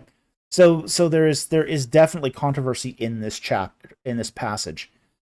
Guys like, say, Michael Heiser will look at, say, Deuteronomy 32:8 and basically say that this is a reference to the Council of Gods. I don't take that view. I honestly don't. I do think that in this particular case, what we have here is a division of land, not, say, a Council of Gods. I think that one of my issues with both Heiser and Mark Smith is they are using anachronism to come up with their Council of Gods theology. Now, I will recognize here that there is definitely a difference between Mark Smith's version of this and Michael Heiser's version of this. Mark Smith is going to say that the Israelites are all polytheists, and this is evidence for him of polytheism. Michael Heiser is going to look at this passage and say, no, this is evidence of monarchical monotheism, not polytheism. Okay? I'm going to separate myself from both of those. I don't think either one is the case. I think what we have here is God, say, dividing the people of the earth and giving each an inheritance. So I'm going to take a more traditional approach to the text than either Smith or Heiser. So, okay. I saw your message in the chat, Russ. I see you here say no, yes. Does that mean you meant 32:8 or 32:18? Just put that quickly in the live chat so that I am sure that I'm actually addressing your question right, because the 32:18 didn't make any sense. So please tell me if I'm on the right track here and talking about 32:8. If not, I'll just go back and I'll address 32:18 too. So, so please do clarify that in the live chat. Okay, so I'm going to continue on as if this was 32.8. Yes, 32.8. Awesome. Okay, guessed right. Here's one of the things that you have to learn when you do a lot of Q&As, is to answer the questioner, not necessarily the question. Figure out what the questioner is asking. Okay. Myself some more water here. So anyway, I'm gonna look at this and I'm gonna say, hey, setting the boundaries of the people. That's a division of land. That's not necessarily handing people over to, say, the gods. So at this point, I'm gonna look at this. I'm gonna look at this through a late Bronze Age lens. Okay, I'm not going to look at this through, say, a Second Temple period lens. Because you read Mark Smith, even Michael Heiser on this, and they're referencing Second Temple literature. Well, Second Temple literature is 1,000 years after this was written. 1,000 years. Because, you look at Bronze Age literature, you don't find like this Council of God theology. Michael Heiser will assert that, this was the theology of the ancient world. Well, that's half true. It's the theology of the Second Temple period across the ancient Near East, no doubt. He's absolutely right. When you get to Iron Age, sure, I can buy this for Iron Age. Late Bronze Age, not so much.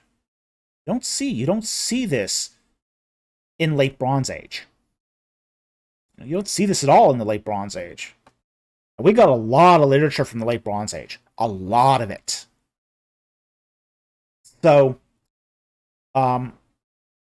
we got so much literature from the Late Bronze Age that if this theology was extant in the Late Bronze Age, we should have found it. It got that much. So, I'm very, very reticent here to side with either Heiser or Smith on this, just based upon what we find in Late Bronze Age literature. What we find in Late Bronze literature is we do find monarchical monotheism. Okay, we are at least the foundation of I should say not monotheism. We do find monarchialism as basically this idea that there's a big god and many smaller gods beneath him. We find that absolutely. We do find various people groups being given various parcels of land. That we find in Late Bronze Age literature. Yeah, well, that's no problem. We don't find this Council of Gods, though. And we don't find the divorce of the nations.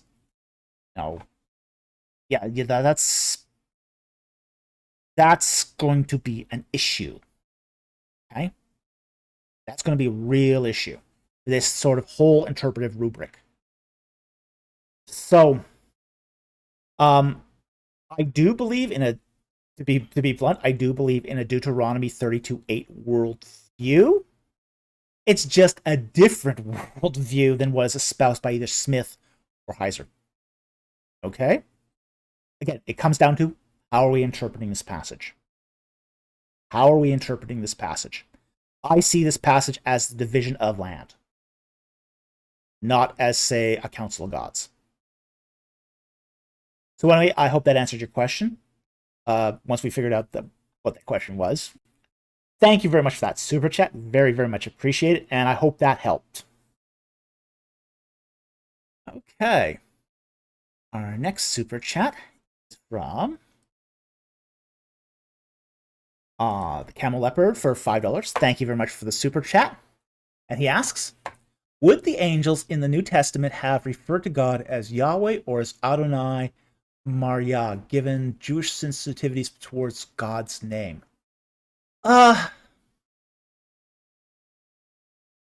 We are not sure. I think it would probably be more Yahweh. Very, very honest. Definitely there were Jewish sensitivities, but the sensitivity is more towards men. Basically, that man is not holy enough to speak the name of God. But angels would have been. angels have purified lips.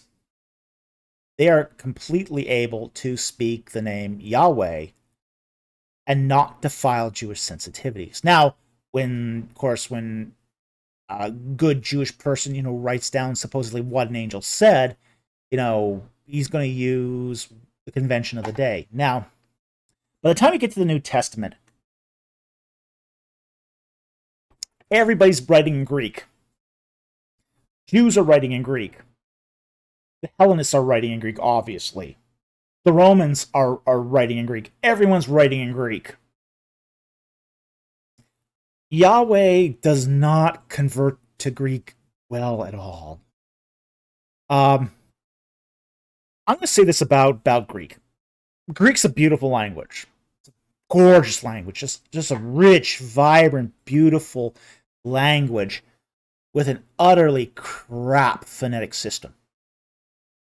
The phonetic system of Greek, the Greek alphabet, is complete garbage. It's garbage for transliterating any foreign language. Complete rubbish for this. Half the reason why we have problems interpreting Manetho is because of the rubbish Greek transliteration system.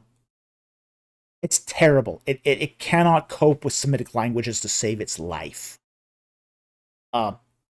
Jesus. So awful.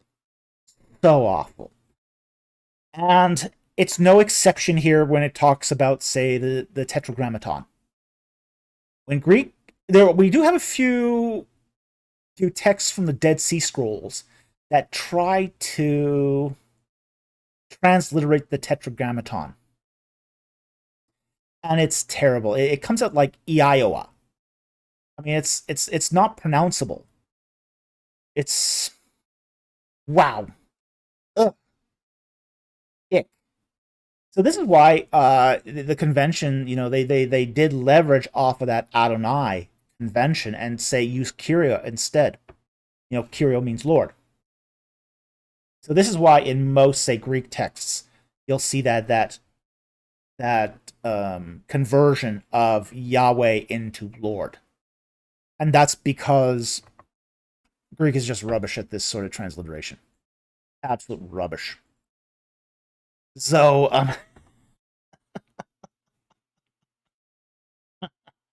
so yeah, definitely, they would have even if they didn't have this sort of sensitivity, they still would have transliterated. They still would have converted an angel saying Yahweh into Lord, just because the Greek language couldn't handle it. I mean, there's not much more to say about that. I mean, it's just Greek. Wow. Yeah. Whenever, as I say, whenever it tries to transliterate something in a Semitic language, it just goes so very wrong. It can't even handle the Egyptian stuff well. I mean, it's just so wrong, so very, very wrong. It's like so awful, so awful. I mean, this is how you get. I mean, like Archaeology in Manetho. It's really Akhenaten. Okay, Archaeology and Akhenaten. What? And that's not even the worst example, but it just tells you kind of what's going on here. It's just not good, not good.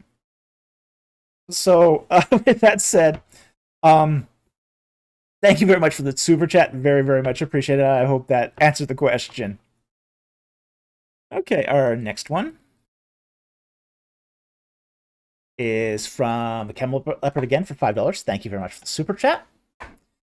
We're going over Malachi in my Bible study group and was wondering if there were any interesting things about Malachi that you wish more people knew. Wow. Not off the top of my head. It's not a book I read often, so I don't know anything off the top of my head. I mean, I sure probably could come up with something if I had been given a little more time. But having not read it recently, I can't really say a whole lot about something in there I wish people would know more about. Sure, I could give it a scan, yeah. Yeah, I don't think I will take the time for that, but I wish you'd put that in like a sort of a before we went on the air. If you had put that in a super chat, like before we had gone live, I could have had a little bit of time to look this up, giving you something. But off the yeah, it was Camel Leopard. You have 5 minutes. Good luck.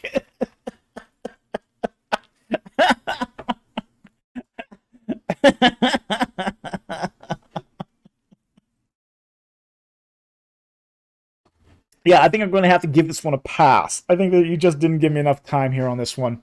So I'd love if I knew something off the top of my head, I would have given it to you. But I don't have anything off the top of my head to just sort of. We'll come back to it next week. Okay, come back to it next week. Put it in the live chat when the link goes live. That's usually around Tuesday or Wednesday. And then, I do look in the live chat for super chats. You can put your question there. It doesn't necessarily have to be a super chat, but I'll look for it then. And I'll just add it to the list, and I'll give you something next week. Okay, all right. So thank you very much for the super chat. Very much appreciate it.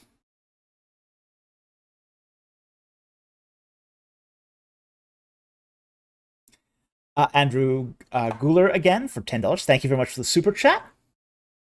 According to 1 Kings 16:33 to 34, Jericho was rebuilt by Hillel the Bethelite during the reign of Ahab. Why do we find Jericho as a populated city before that in 2 Kings or 2 Samuel 10:5? Okay, now let's take a look at this. Pull up a Bible again. Go here to 1 King. Let's go to 1 Kings. Okay, 1 Kings 16. Okay.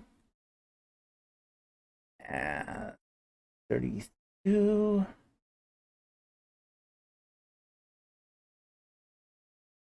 33 to 34.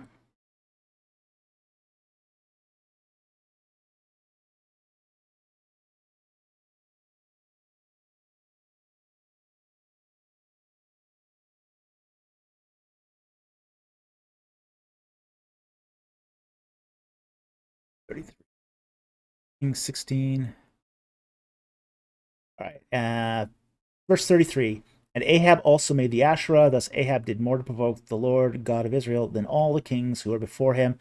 And in his days, Hillel the Bethelite built Jericho. He laid down his foundations, the loss of Abraham, his first son. Okay. So this is happening in the days of Ahab. Let me just pull up my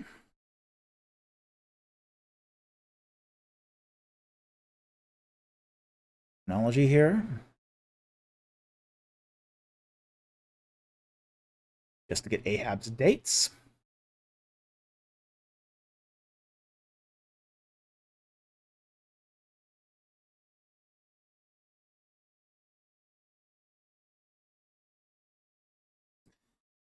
Ahab.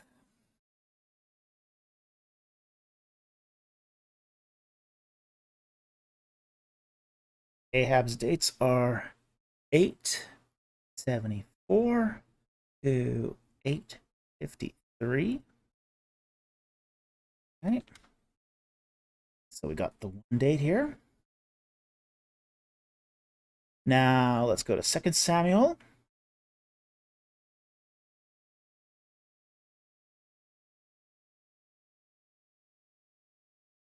And 5.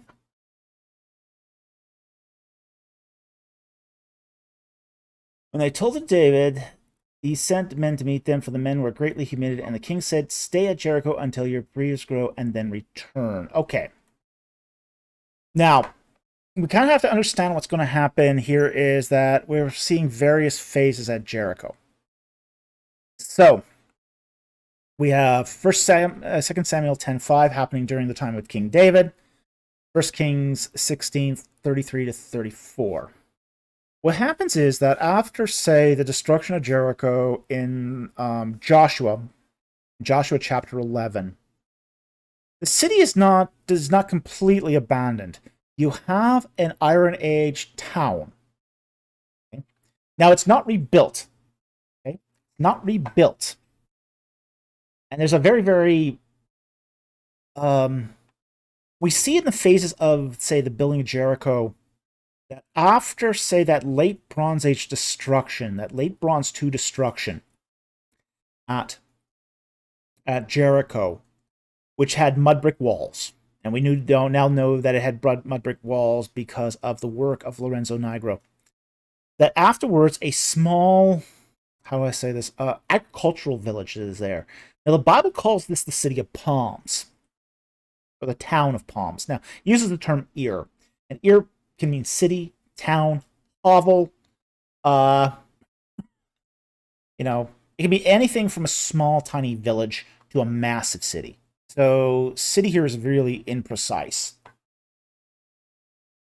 But what we know from the archaeology is that it was essentially the big city that was there in late Bronze II was replaced by a small agricultural village. So this is where David is sending his servants to regrow their beards, essentially to this agricultural settlement. So basically, he's saying to King David's saying to his servants, okay, you've had your, go to that little agricultural town, and stay at Jericho. Stay there. You're in this little agricultural village. No one's going to talk about you. They'll keep to themselves. They're not going anywhere and going to spread your humiliation. Stay there, recover, recuperate, grow your beards out, so you're not shamed if you return. We know from the evidence that Jericho was an agricultural town at that time. So that is consistent with the archaeological evidence. Now, the rebuilding in 1 Kings is different. Okay? So, 1 Kings 16:33.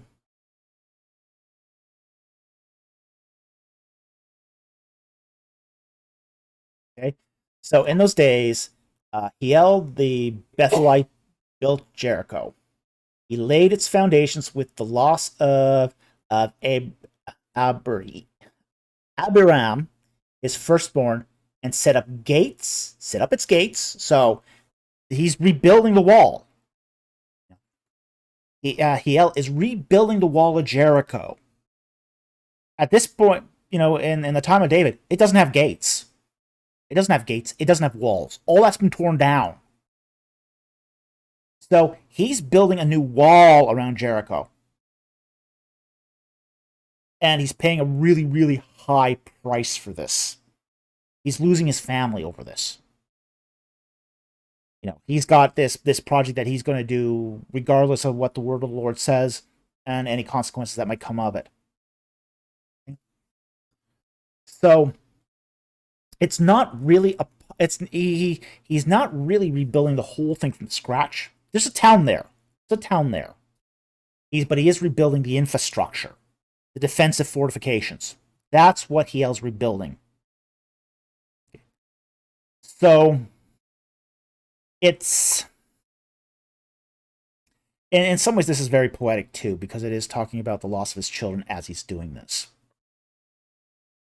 But it's also he's also showing that he's laying down a foundation. Now, this is interesting right here.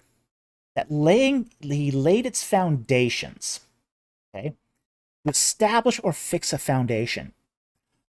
One of the interesting things about Jericho as well is that the last layers of the late Bronze II destruction were removed by site leveling. Very interesting. This is possibly a reference to site leveling. I had never thought to look at this before. This might actually be the biblical evidence of site leveling that's reported by Nigro. Because that late bronze 2B layer is leveled off. It's gone. We know it was there, but we also know it's now gone. We might have here the culprit responsible for it. So, but he's leveling the site off, and we know that this happens during the Iron Age. We know that the first evidence of site leveling happens during the Iron Age. And this is definitely Iron Age. So he makes his foundation. He starts building the city again with walls and gates. So fascinating. This is a fascinating set of texts. But that's what's going on here. So it wasn't the same sort. It was just, as I say, an agricultural city, an agricultural town before, without walls, without gates. Shamgar, sorry, not Shamgar. Hiel levels it. He then starts building on it with new walls and new cities. New city. So that's what's going on in these texts. I hope that explains it. Thank you very much for the super chat. A very, very fascinating rabbit trail we went into about the archaeology of Jericho here, because it's very consistent with what we find in these texts. Okay, the next super chat is also from Andrew Guler for $10. Thank you very much for the super chat. Do you think the tar pits from Genesis 14 were actually oil wells? No. Let's go to Genesis 14. Know what you're talking about here? 14:10. All right, and the text says, "Now the valley of Siddim was full of tar pits, and the kings of Sodom and Gomorrah fled, and they fell into them, but those who survived fled to the hill country." Okay, now there is some really interesting archaeological stuff here. They weren't oil wells. They were tar. Kind of like the same tar you find at La Brea in California. Okay? That sort of tar. Now, there could have been oil there. We do know where those tar pits are, because they're still there. They are in Jordan. Okay? They're on the... If you draw sort of a triangle between, say, the top of the Dead Sea and the bottom of the Dead Sea into Jordan, where the two vertices meet, there's tar pits there. So we know where those tar pits are. They're still there. They were tar. Clearly they're tar. There was even a trade in tar. Okay? Now this is really interesting. Ancient Canaanites would actually take that tar, put it into amphora, and ship it to Egypt. Okay? So this is very interesting right here. I mean, this is there was a massive trade in bitumen. They used to call it bitumen. It's essentially oil-based tar. So they would basically have this export trade that they would take this tar, ship it to Egypt. And in Egypt, you'd use it for all sorts of things, like sealing boats. Boats would be covered in this bitumen to seal them. They also would mix this bitumen with plaster. They'd mix it with plaster and pour it into coffins to make sure they couldn't be robbed, at least not robbed easily. This is one of the interesting things is when we look at the mummy of King Tut. When they opened up his second to last sarcophagus, his mummy was essentially completely covered in this bitumen plaster conglomerate. It was just purely covered in black tar. And it took Howard Carter months of basically using acetone and swabs to get rid of the tar. So there's a lot of archaeological conservation work that went into the mummy of King Tut. I mean, Carter did such a good job of this that you barely see the traces of the tar anymore. But all that tar originally came from those tar pits in Jordan. Fascinating. It's really, really fascinating that there was a trade in that tar. So we do know archaeologically that there was going, as I say, way back into at least the Middle Bronze, probably even earlier, this trade in tar from the Levant into Egypt. And we know the source of it. So the source was those tar pits. And this is one of the reasons why, say, for example, the cities of the plain there, which were Sodom, Gomorrah, Zoan, got very, very wealthy. They got very, very wealthy off of that trade. It wasn't just that they were agriculturally wealthy. They got wealthy because they had this trade of this bitumen. And this is why one of the reasons why, say, Sodom and Gomorrah had a lot of stuff. They had a lot of stuff that, the kings of Mesopotamia wanted. And they had accumulated for themselves much wealth from this bitumen trade, essentially. Until they get wiped out, of course. But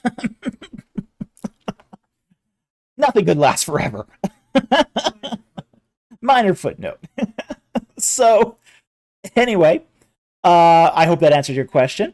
It's a great question. It's an interesting question, both, say, archaeologically and textually, because we do know where those are. We know exactly where those tar pits are located, and the whole area is geologically active. It's very geologically active. At least from that establishment of it being petroleum, as being a source of petroleum. So, but yeah, there is likely to be oil nearby, just because where there's tar, there's oil. Where there's tar, there's oil. But they were actually tar pits, as I said, along the same lines as what you find in, say, La Brea, California, the famous La Brea tar pits. It's those kind of tar pits. Okay. So anyway, I hope that answers your question. Thank you very much for the super chat. Very much appreciated, and a good question. Okay. Here.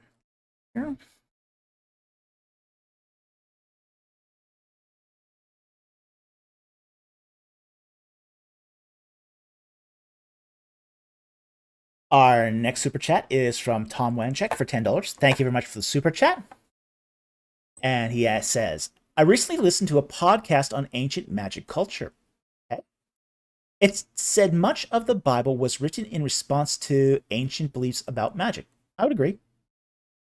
Would you have any insight on this? Any good books on it? Ooh. Oh.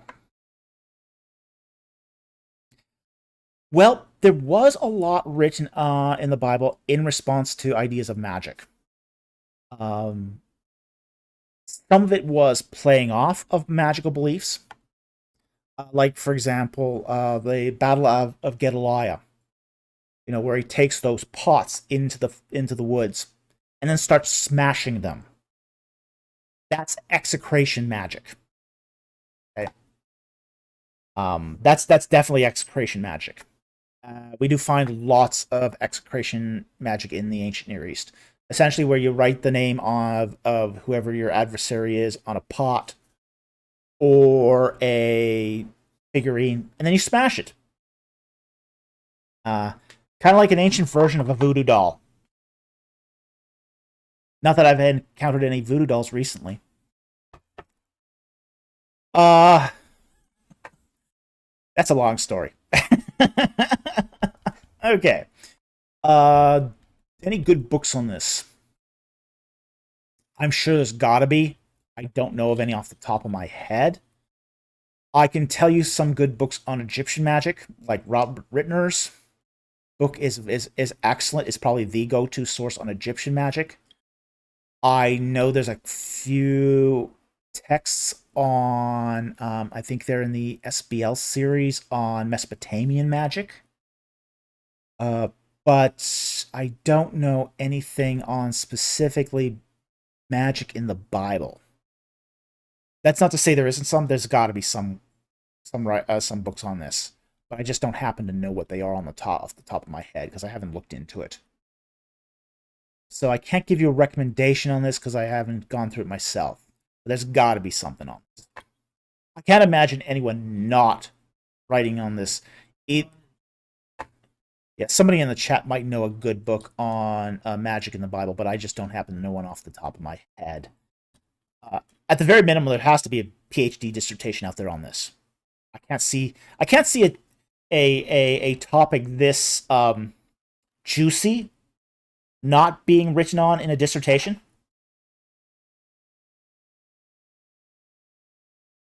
So there's got to be something out there. I just don't happen to know what it is off the top of my head. So, but there's definitely lots of beliefs in the Bible that are either responses to or kinds of magic being performed. And again, this is, as I said, brilliant example again, the Gedaliah, the battle with Gedaliah. So anyway, thank you very much for the super chat. Very, very much appreciated.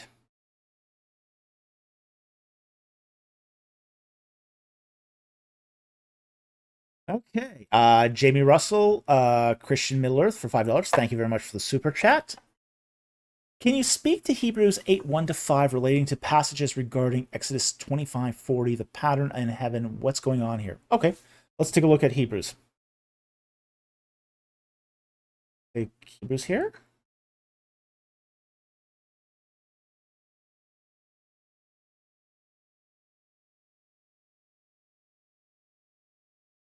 Now, it helps to understand that the book of Hebrews is often trying to do two things. Okay? Which is, there's two themes that run through the whole book of Hebrews. One of them is on apostasy. Now, in the case of this particular passage in Hebrews 8 is not talking about apostasy per se. The other theme is that Christ is greater than X. And the book of Hebrews is going to go through several of these cycles of Christ is greater than X. Whether that he is greater than Moses, whether he's greater than the law, whether he's greater than the temple. It's basically going to say Christ is greater than everything. Is better than everything. That's essentially that's the theme that's running through Hebrews. So you got those two themes. One's apostasy, one is Christ is greater than X. Okay, so when it talks about, say, the tabernacle here and the pattern of heaven, it's the heavenly tabernacle. It's doing that still in that context that Christ is greater than even this. Okay, so let's read 1-5 and let's see what you got here. So he starts in verse 1. Now, the main point in which what was said is this: we have such a high priest, Jesus, who has taken his seat at the right hand of the throne of the majesty in the heavens, a minister in the sanctuary and in the true tabernacle which the Lord pitched, not man.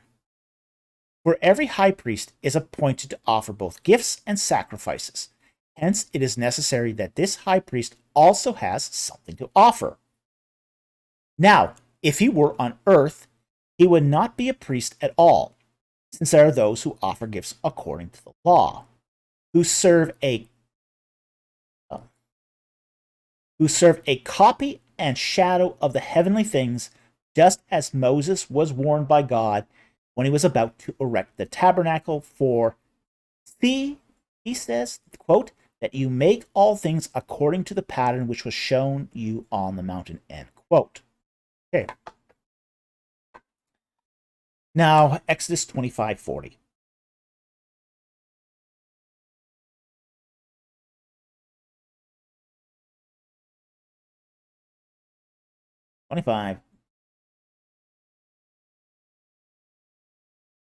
Which is repeating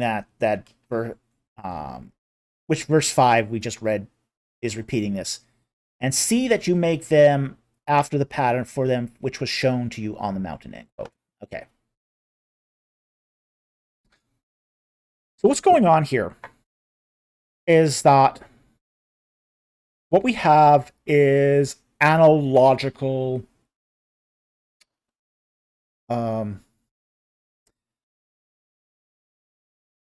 spirituality through analogy, essentially. We have analogical language, analogical items being built for ritual purposes. Okay? So what we have, for example, like put this in simplified terms, okay? Which is, let's say you go to a tomb in Egypt, and you see false doors. You see false doors on all the tombs. What's the purpose of these false doors? They don't lead to a real room. They're just a door that's carved into rock that goes nowhere. What's that supposed to represent? Well, it's supposed to represent the deceased going into the afterlife. The idea here is that the spirit of the dead walks from the tomb into the afterlife like someone walks into one room to another room through a door. That's analogical language. It's basically using the things of earth to try to explain spiritual things.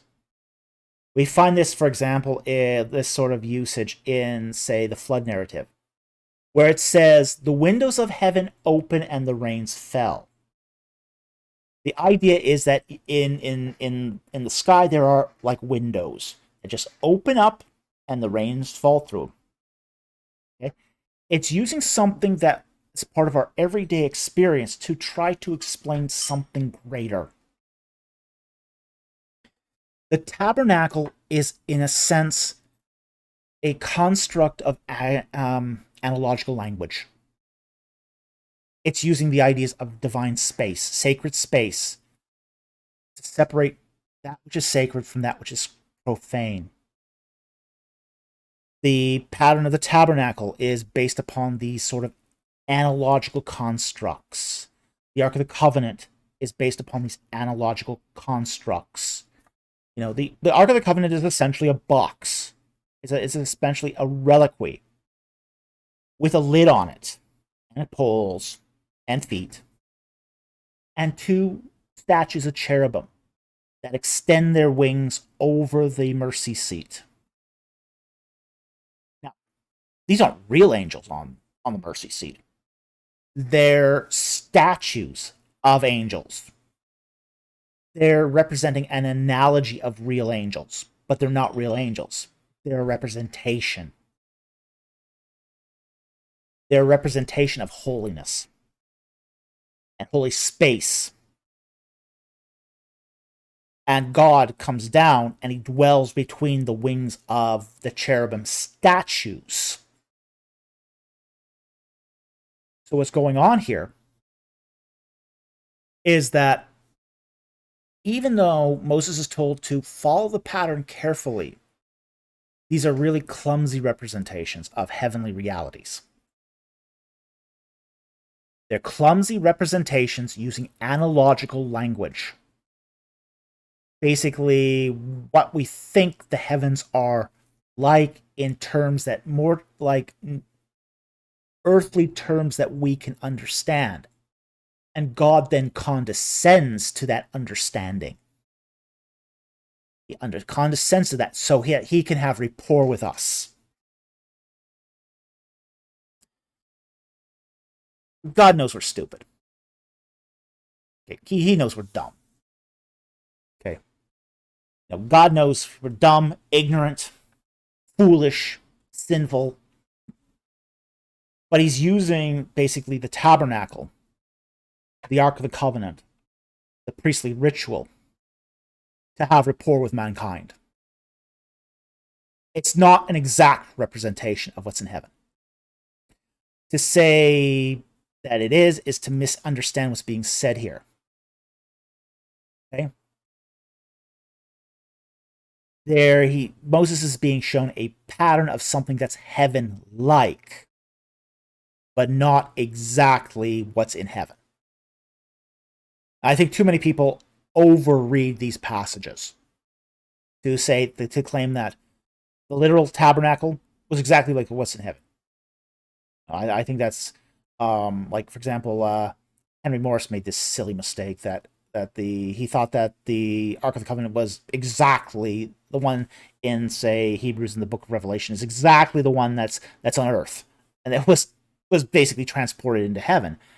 And it's a silly error to make. It's a really silly error to make because it's a false equivalency. You know, he's falsely making the earthly tabernacle equivalent to what's in the heavens. So I think there's some real issues with sort of reading it in an overreading the texts. Overreading the texts. So essentially what's going on here is Moses is given an analogy.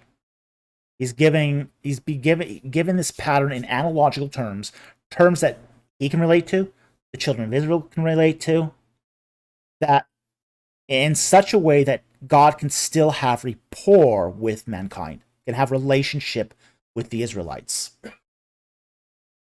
But as long as he follows the pattern, he doesn't stray from the pattern. And we're going to find that, later on in Israel's history, they're going to stray from the pattern, especially the northern kingdom. When they build their temple, when the tribe of the kingdom of Judah and the kingdom of Israel split, Jeroboam is going to build his own temple. He's going to build his own temple. And it's going to deviate from the pattern. Badly deviate from the pattern. And that's going to be problematic for the northern kingdom of Israel. So there's consequences to deviating from the pattern. If you want to worship God, you got to do it God's way. However, the pattern is not an exact representation. It's an analogical representation. We have to be cognizant of that. It's not a one-to-one equivalence. It's a shadow. It's an allusion to, but it isn't exactly the same. So anyway, that's what's going on in these texts. Thank you very much for that super chat. Very much appreciated, and I hope that answered your question. Okay. Looks like we're starting to get down here to the bottom of the super chats. Then we'll take some non-super chat questions, and then we'll call it a night. We got another one from the Camel Leopard again for $5. Thank you very much for the super chat. Very much appreciated. And he says, because I never thought of it, Camel Leopard. Camel Pard? Geek face. Though I was never bothered by the Camel Leopard pronunciation. Oh! Yeah. It looks, when you read this, it looks like camel leopard.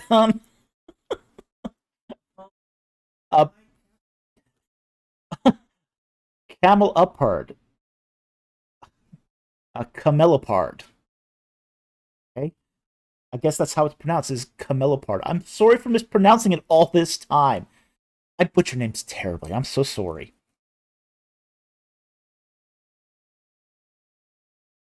Yeah.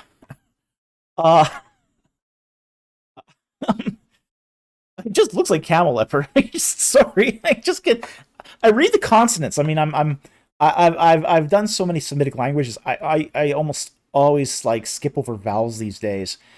So that's not to make an excuse for this. It's just kind of the way my brain works now. People are now sending me super chats to correct me on my pronunciation of names, so it's probably have gotten bad. So I apologize for every name I ever butcher on these live streams because it's just not my strong suit. So camelopard. So I do appreciate the pronunciation guides. And he says here, and interesting actually. Yeah, it was Caesar's name for giraffes. Oh, that's a cool fact. Never knew that. I learned something tonight. Thank you. Yeah, so it does sound like it does originate from camel and leopard. So interesting. Very, very interesting. So there does seem to be an etymological link there. Well, that's actually really cool. Ah, very interesting. Millipard. I can see where there's an etymological link though between camel and leopard because that's if that's the origin of it, yeah, that would make a lot of sense. So fascinating, very, very fascinating and cool to find out. So thank you very much for that super chat. That was very interesting. Again, sorry for butchering the name, but wow, I learned something very interesting in this process. It's always a good day when I learn something. Love it when I learn things. I think we got one more couple more super chats. Gizgo. Oh boy, now I'm feeling really self-conscious about how I pronounce people's names. Gizgo SBOL for $10. Thank you very much for the super chat. Thoughts on the statistical anomalies of the Assyrian Dark Age? Between circa 1050 and 930 BC, there are 0 royal inscriptions, legal texts, or economic texts, and no contemporary royal attestations. Yes, I do actually have some thoughts on the Assyrian Dark Age.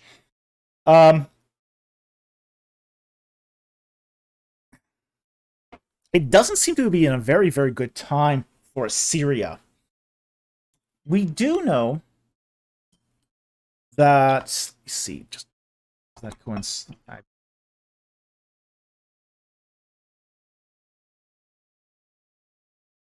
Up something here. We do know that the Assyrian Dark Age actually continues on into the 9th century as well.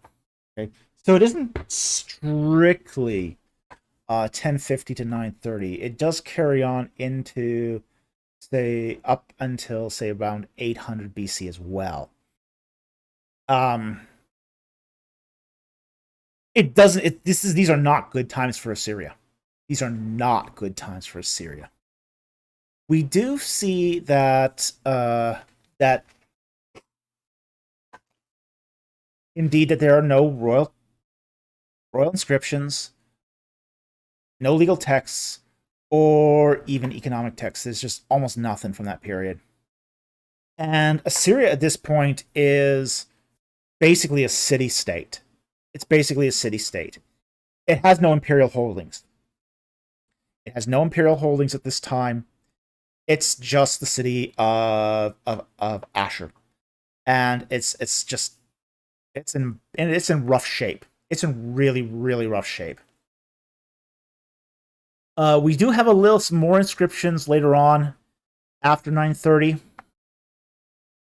into the 9th century. We do get inscriptions, and we know from those inscriptions that there's plague. There's plague. They are suffering from raiders, from Amoritic raiders. They're having a hard time keeping their borders intact. It's just not good. Even the city of Nineveh is having a real tough time. It's just incredibly a dark time in Assyrian history, and there's fear, uncertainty, and doubt throughout the entire kingdom of Assyria. So it's just not a good time for them. as I said, even its major city of Nineveh is having to deal with famine and plague. Tough times, real tough times. So we don't know exactly.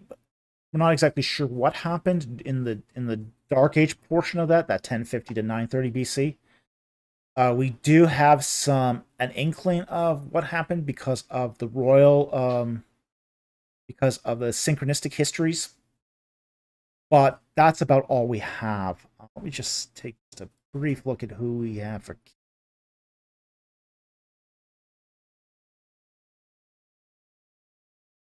Assyria. Yeah, you're talking 1050 Ashur Nasser-Pal the first, Shalmaneser the second, Ashur Nerari the fourth, Ashur Rabi the second, Ashur Reshi Ishbi, and then Tiglath-Pileser the second. And Tiglath-Pileser the second is really the last king of the Middle Assyrian Empire. That's the end of your Dark Age as such. And then it falls apart and becomes, say, the Kingdom of Assyria, where you get Ashur-Dan the second, being the Kingdom of Syria, no longer the Assyrian Empire. And then it starts upswinging again. You start then. It's still not good times. But in at least in around 912, the Neo-Assyrian Empire starts reforming. It's still not good. Because you're going to still have plagues and famines all the way up into at least probably Shamshi-Adad the fifth. So it's not good times. And it won't be good times for a long time. So I do think that there's I don't know what you mean by statistical anomalies per se, but we do have very little from that period. But what we do have is from, say, the Mesopotamian Chronicles. They do at least give us some records, even though we don't have, say, external verification of those records. Which I have to admit, if we had external verification of those, that would make, say, the chronologies of those periods a lot stronger. But I also know that the records we have from, say, Mesopotamia in general are pretty good for even that period. When we compare, say, Dark Ages, if you compare, say, the Mesopotamian Dark Age with, say, the Egyptian intermediate periods, we got a lot more for Mesopotamia than we do for Egypt, if we're honest about this. Oftentimes, we don't know what kings were ruling in Egypt during the so-called, say, intermediate periods. We just don't have any idea at all. But we have a very, very good idea who was ruling in Mesopotamia during their Dark Ages. So, when we talk about Dark Age here, we're talking about relative terms. So some Dark Ages are less dark than others. So anyway, thank you very much for the super chat. I hope that provided some insight. Very much appreciate that super chat.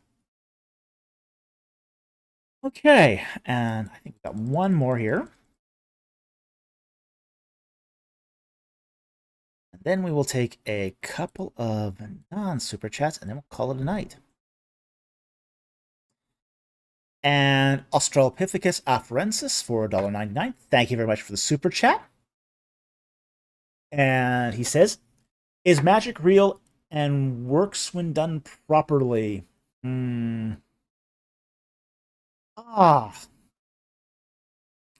That's going to depend a lot on metaphysics. Okay. And then we're going to have to ask the question, real in what way? What way are we talking about? Is magic real? Because there's more than one way to look at this. Okay. We do know that throughout human history, people practiced magic. They practiced it in ancient Israel. They practiced it in ancient Egypt. They practiced it in Mesopotamia. They practiced magic in Europe. They practiced it during the European Enlightenment. They practice it in modern-day North America. Okay, so people still practice magic. So, what do we mean by real? People practice it. Does that make magic real in the sense that people practice it? Doesn't mean that just because people practice it does it work. And if it works, why is it working? Is this because of the metaphysics of the world? Is this because of demonic assistance? I would tend to lead to the latter on that one.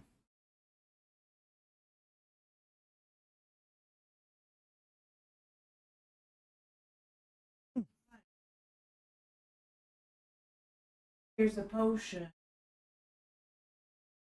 Yeah, they can't hear you. Yeah, okay. My producer says there's also some possibility too that this is just, say, pre-modern pharmacology. Essentially, is magic, say, medicine? People discovered that certain herbs and compounds had healing power. Are they applying this to, say, wounds, sores, diseases, and the magic is the fact that the person gets healed? Not because of, say, magic itself, but because of the medicinal aspects that they're using in relation to the magic. Like, for example, we find these in the Edwin Smith medical papyri, which is an Egyptian textbook of medicine. But it's also a magic book. There are magical spells in that book that they're supposed to be said along with the medicine. The applied pharmacology in that book probably works to some extent. Some of it, anyway. Not all of it. Okay.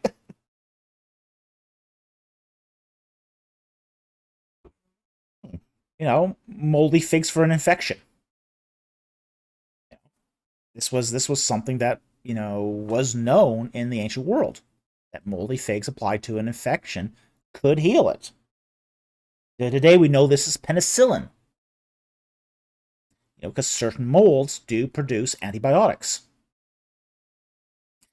So, we do have, say, applied pharmacology in some of these ancient magical traditions. The Assyrians had medical texts as well, but their medicine was intricately tied to the practice of magic. Almost all ancient medicine was. It's really not going to be until the Greeks where we find medicine becomes separated from magic. And even in the case of the Greeks, it's not separated from religion, because you read, say, the Hippocratic texts. They're all talking religion. Even the Hippocratic practice of medicine is intricately tied to pagan religious beliefs. But it starts to be separated from the practice of magic itself. So it depends on. A lot of this is going to depend on what's real. What do you define as real? What do you find as working? Applied pharmacology is going to work, whether or not the magic is real. Again, a lot of this is just going to depend a lot on definitions. Definitions. It's going to depend upon what do you think is the underlying metaphysics of magic. Is there a magic? Does magic actually affect the mechanics of the world? Does it affect it because a third-party spiritual agent is involved? Does it do nothing at all? Is it just some sort of ceremony that has no effect upon the mechanics of the world? Does the tools and the reagents used with magic have an effect? We know definitely they do. Now, they're pharmacological, they're chemical, they're biological, but we do know reagents can have an effect on things. So a lot of this is going to really, really depend. Really depend. So I don't like to just say give a broad. I don't like answering this question in a broad brush kind of way, with a yes or no. because there's so many factors involved here. So it's going to depend. That's ultimately the answer to this question. Is it's really going to depend. It's going to depend on what we mean by real, what we mean by work, and what we mean by how the mechanics of the world works. So that's the best we can answer that question. So anyway, I want to thank you for that super chat. It raises a lot of this is one of those questions that raises more questions than it answers. That's actually a good question. That's actually an excellent question. If your questions are raising more questions than a simple answer can suffice, then that's probably a good question. So I want to thank you very much for that super chat. I very, very much appreciate it. Okay. That's it for the super chats.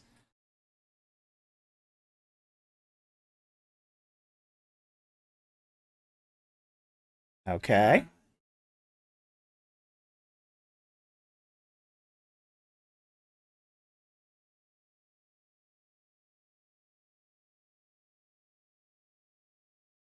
Okay.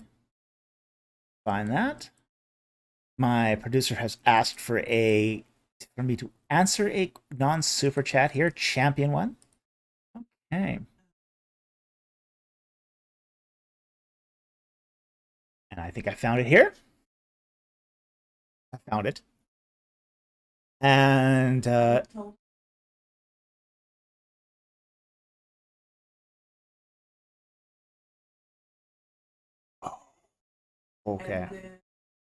That was Beitzel's story. Well, okay, I'll tell that one. Thank you for bringing that to memory here.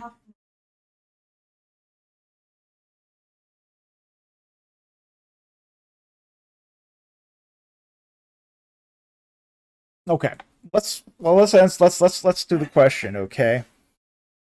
Hi, Dr. Falk and Mrs. Falk. I appreciate your work. Well, thank you so much. Very much appreciate the compliment here. Have you been involved with or heard of any mishaps with archaeology, ancient artifacts? Oh, yes, I have. Example, wine spillage on a papyrus, broken tablets, accidental mummy damage. Yes, it happens more often than you think. I can give you some really cool ones here. I can probably go all night on this because this is actually a really fun topic. Because things get destroyed. Things do get destroyed, and they don't tell you. One of my professors, Barry Beitzel, he relates a story of what happened to him as a grad student, and he was at I think it was Penn State, and they have a very, very large cuneiform tablet library. And cuneiform tablets are often kept in metal drawers, kind of like the old library card systems. So you pull out the drawer and you can see the tablet, and you can take out the tablet. You can usually handle the tablet and all that. And he pulled open one door and he saw this one tablet that was bright orange, really bright orange. And he called out to his supervisor and he pointed at the tablet and he said, "Hey, look at this." And the tablet disintegrated into dust before his eyes. And he just closed the door slowly and backed away.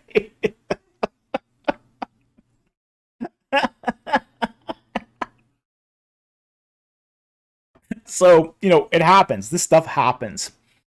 There's also times, when war situations happen. Like, for example, when during World War II, when the Berlin Museum was bombed. Now, when your city is at war, you basically try to take as much out of the museum and hide it as far underground as you can. In England, they actually use the subways to hide the stuff from the British Museum, down in in the subway or in the subways to protect it. Well, at the Berlin Museum, which basically just got bombed to smithereens, nothing left of it. They did take a few mummies and put them underneath. But what happened was when they did put them underneath, there was a pipe that broke, and it got the mummies wet. Well, what happens to mummies when they get wet is they liquefy. They turn to goo. So what happens is when mummies get wet, the whole thing gets juicy and liquefies, and the flesh just sort of disintegrates. And all you're left is with a pile of bones at the bottom of a sack of rags.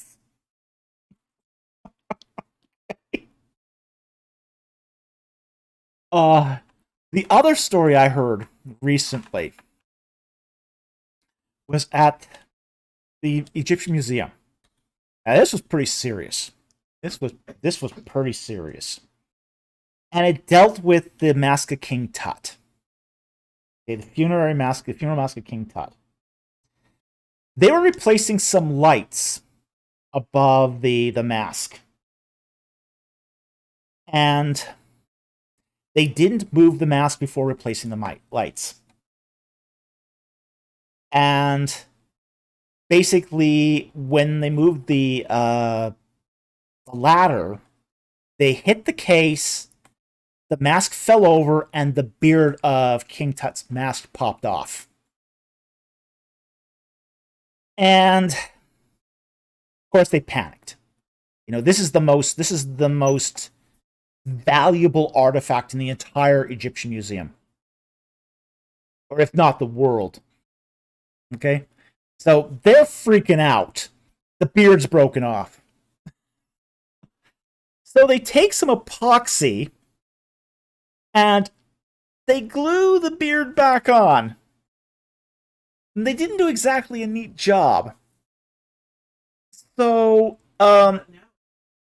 well, they glue got kind of all over the chin of the mask. So, workers at the Egyptian Museum took a wire brush to it.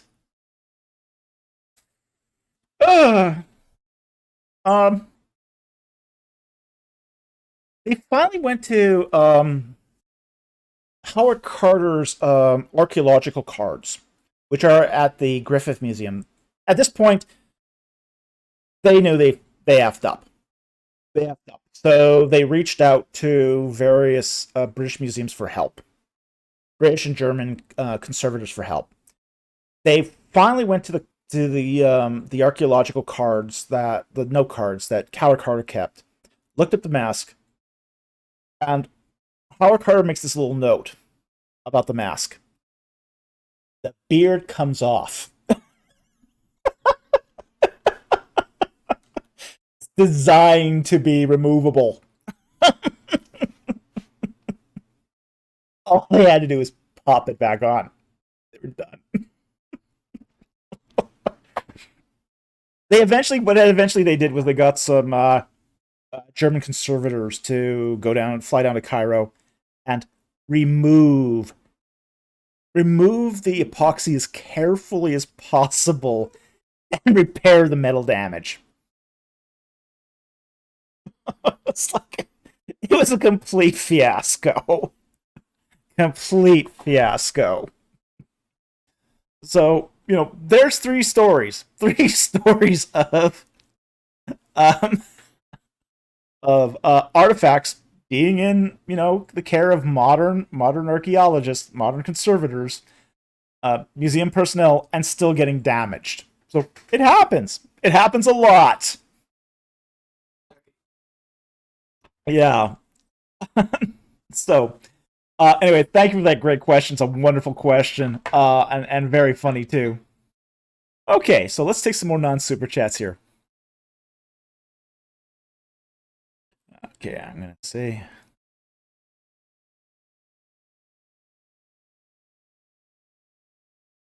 Take the one from Warrior of the Most High here. He says, Why was goddess worship so widespread among Egyptians? It wasn't widespread everywhere.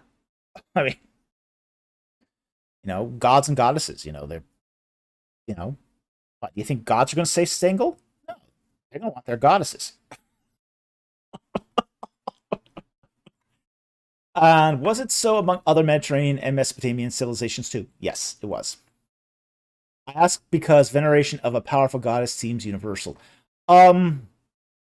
Yes, it is universal.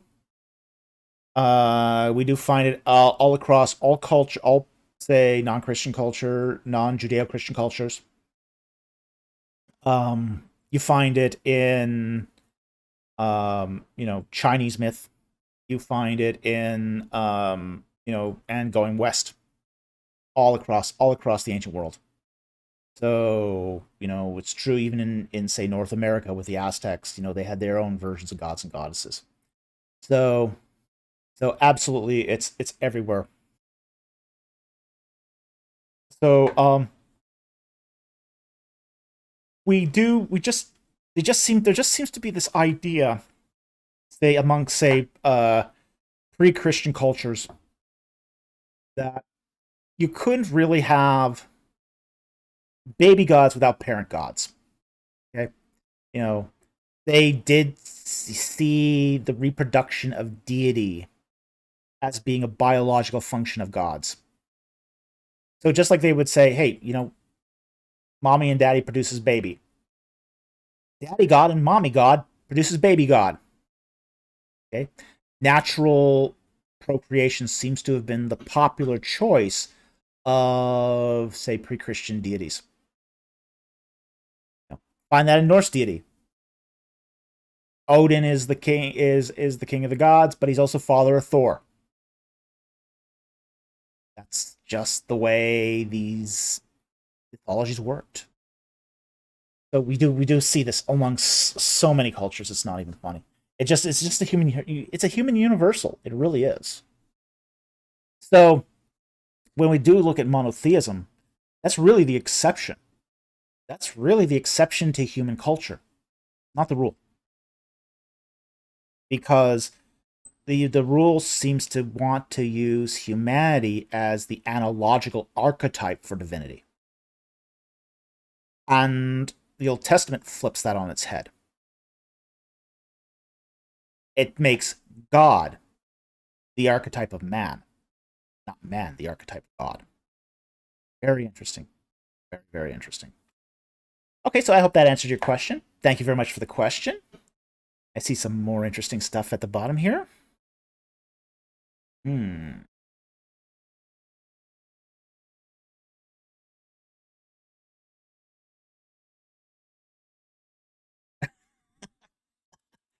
I'll take that one.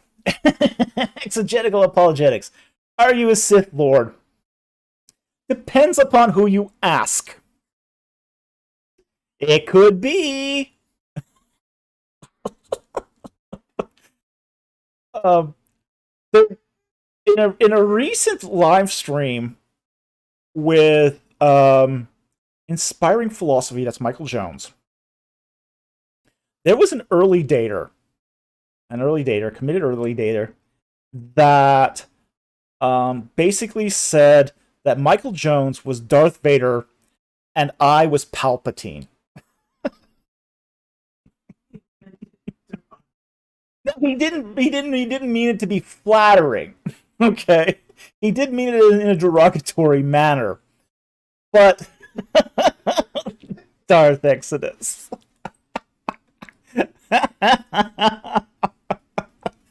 I like it, Darth Exodus. So I have been accused of being a Sith Lord. Okay. And I can see there's some vague similarities, I do walk with a cane. Okay?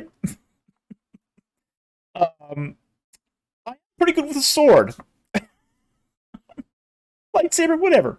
Close enough. It's a light sword. But, I'm not sure I'm all that great at Force Lightning quite just yet. I still need to work on the Force Lightning.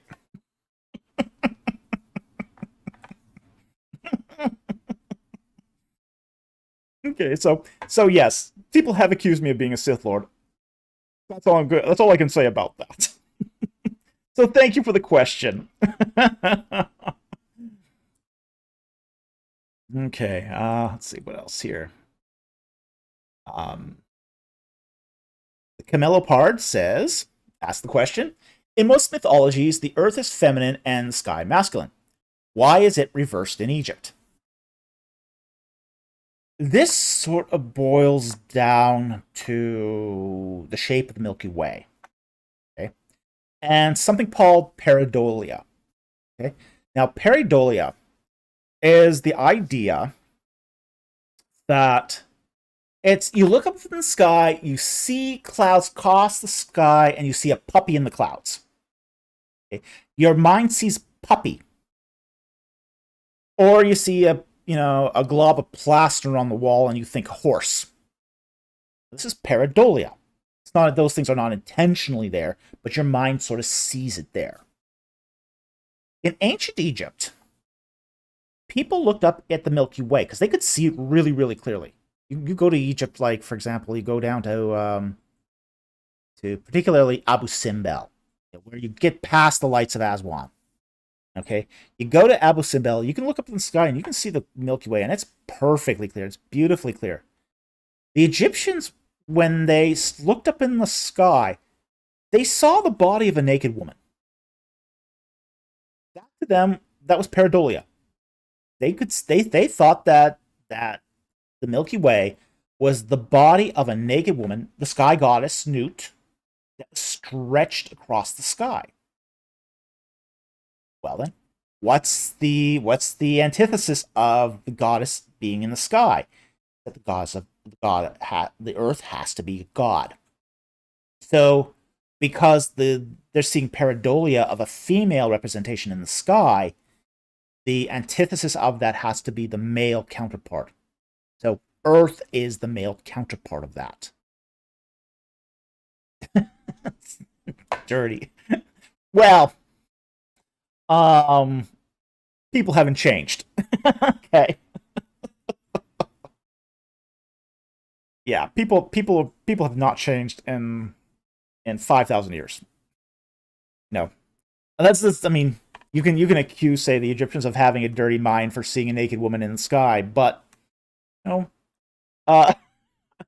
people haven't changed. People are exactly the. I mean, this is one of the things I really love about studying ancient texts. Is people have the same impulses back then as they did today. I mean, that's why one of my favorite papyri is the tomb robbery papyrus, like Papyrus British Museum 100054. You've got this deposition being taken between, say, the Magi and the scribes of the necropolis to these workers who are stealing from the tombs, and they're coming up with all these different lies.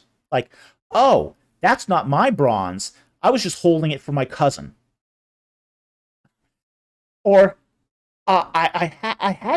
there was some bronze here temporarily, but some guys came and they took it. Oh, I wasn't robbing the tombs. I was just keeping my brother out of trouble. What is this? Is this like the 10th century BC version of cops? You get that. You get that impression. It's the same lies being told over and over and over again.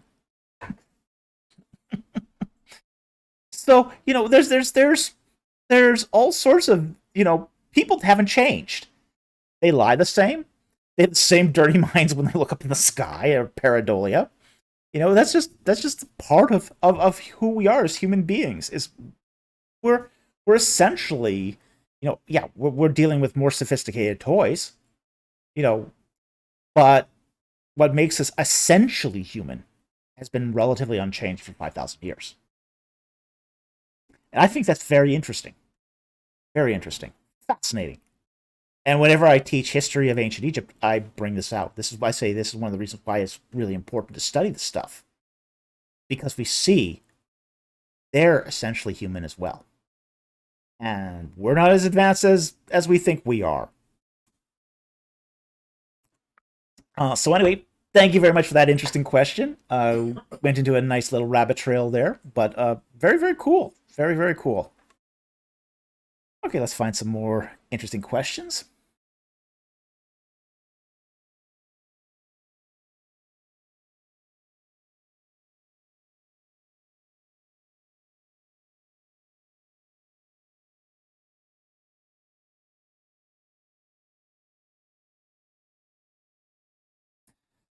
Brick creation.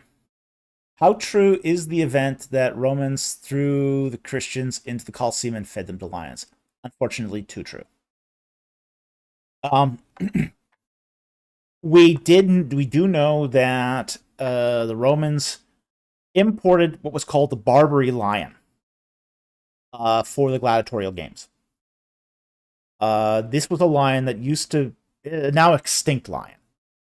It was a species of lion that was found basically across North Africa and into the Levant, going all the way to Assyria. And now it's been hunted to extinction. But back in Roman times, they were still importing this lion from North Africa for the Colosseum. And it's a bigger species of lion than the Saharan variant. So it was also distinct in that it had a darker mane. So this is not your typical African lion. This is bigger, nastier. Also, again, a different coloration as well. So we do know that the Romans imported Barbary lions. There's lots of evidence for that. Certain executions were done using lions. These were prized animals too, so they weren't fighting gladiators generally, not unless they were going to pay a lot of money for a replacement, because these were expensive to import.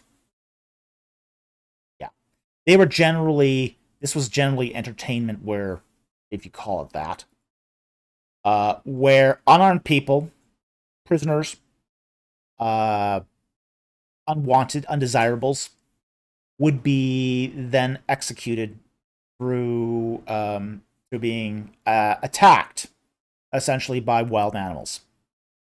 And they didn't only limit this to lions; they also used apes as well. Apes that they savagely treated. So apes, baboons, these were also used. Because a baboon or a chimp can tear you limb from limb. If you've trained it to attack, they can absolutely tear you limb from limb. So it depends on what exactly they were doing, but there was so it was not just restricted to lions.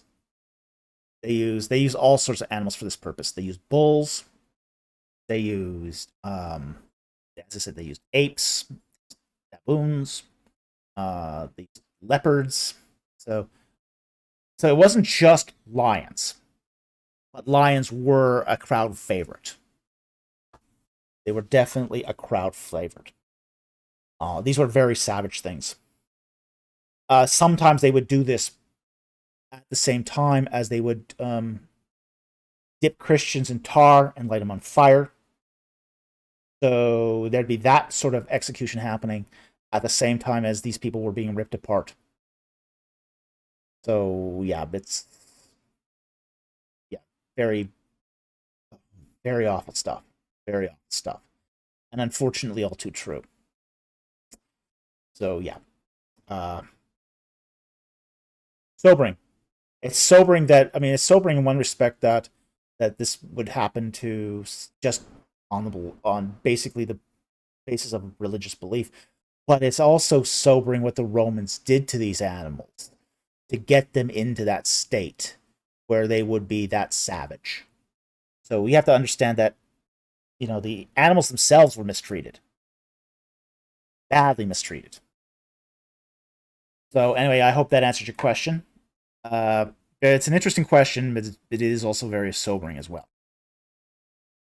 Okay. Jurassic Ark. Good grief.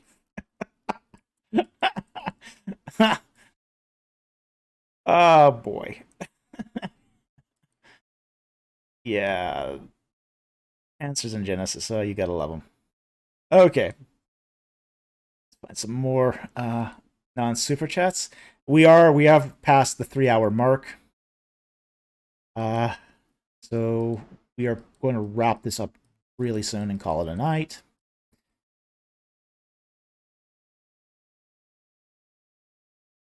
Oh boy. Okay, I'm actually going to take this one.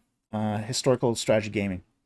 Dr. Falk, what's your thoughts of the new Patterns of Evidence movie that's coming up? It is Mount Sinai have whiskey ready, laugh out loud. Oh boy. I have real concerns over this one. I have real concerns that they're taking a real good man and they are going to open him to absolute ridicule in his twilight years.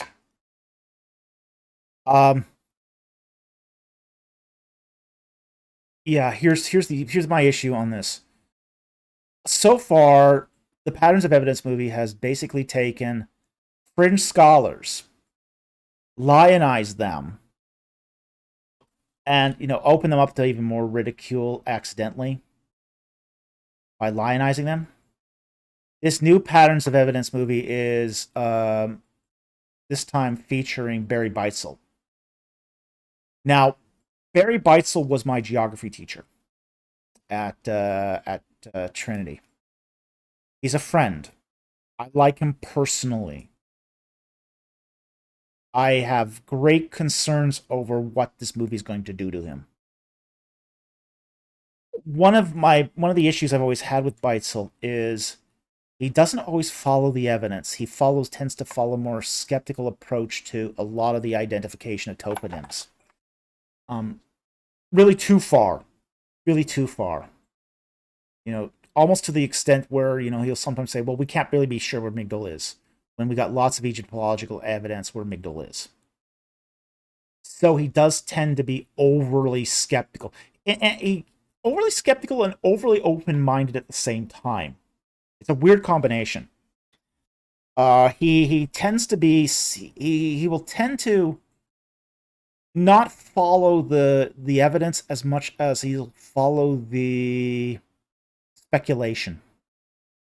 And I don't mean he's following the speculation in the same way that the Patterns of Evidence does. He tends to do it this way, whereas, well, because there's speculation, we can't be sure of X. Or because there's controversy, we can't be sure of X. So we can never come to a decision on X.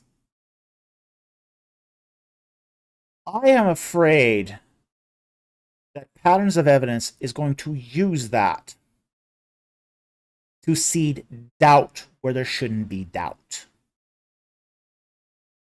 And I'm going to need a lot of whiskey for that.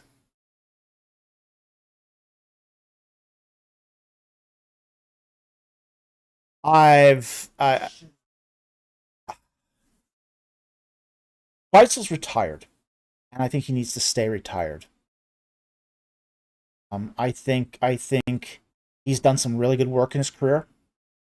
I think this is just going to put a black mark on that.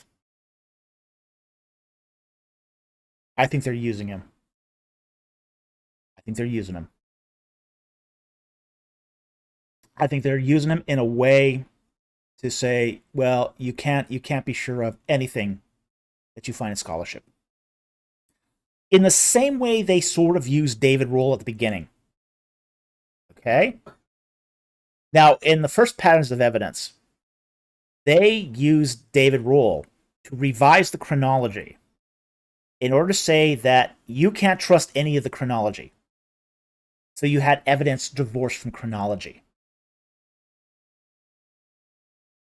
They've been doing this seeding of doubt in each film in various ways, sometimes subtly, sometimes not so subtly. In the last Patterns of Evidence debacle, where's Mount Sinai? They basically had said, they used that guy to sow doubt about where things are located. So now you have geographical doubt, chronological doubt, You now have a geographical doubt. Now you can place the evidence anywhere and anytime you want. I think they're doubling down on this with Barry Beitzel. They're doubling down on that geographical doubt to just make a pig's breakfast of the evidence. And I think it's really disgraceful, and I think it's really disgusting. And they're using a guy at the end of his career to do it. Really. A brilliant man who's now in his 80s. Yeah. Who really doesn't realize how he's being used. I think this is disgusting. I think this is really disgusting. So that's what I'm going to say about the upcoming Patterns of Evidence film. I think this is... I'm just livid over this. Absolutely livid. Yeah, I'm livid. So, Beitzl.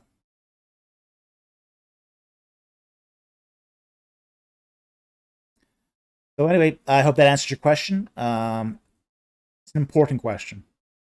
Important question.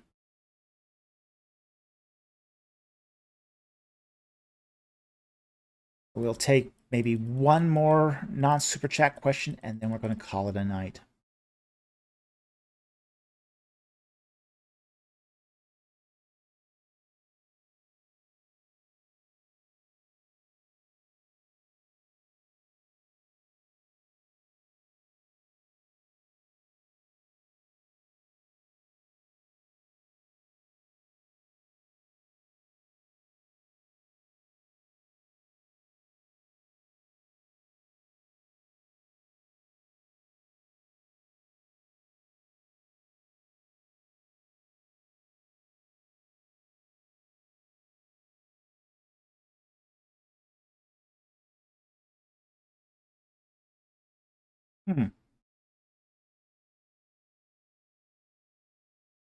Okay.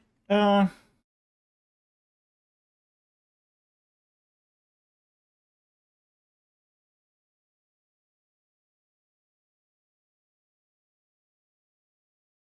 going to take this one from Maria Teresa Ramirez, and this will be the last question of the night. Okay? And she asks, do you think the ESV Archaeology Study Bible is a good tool for understanding the ancient Near Eastern context of the text? Generally, yes.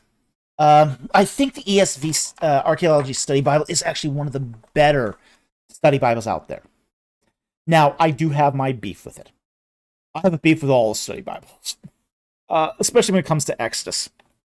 Here's why I have a beef with almost every study Bible when it comes to Exodus. Okay?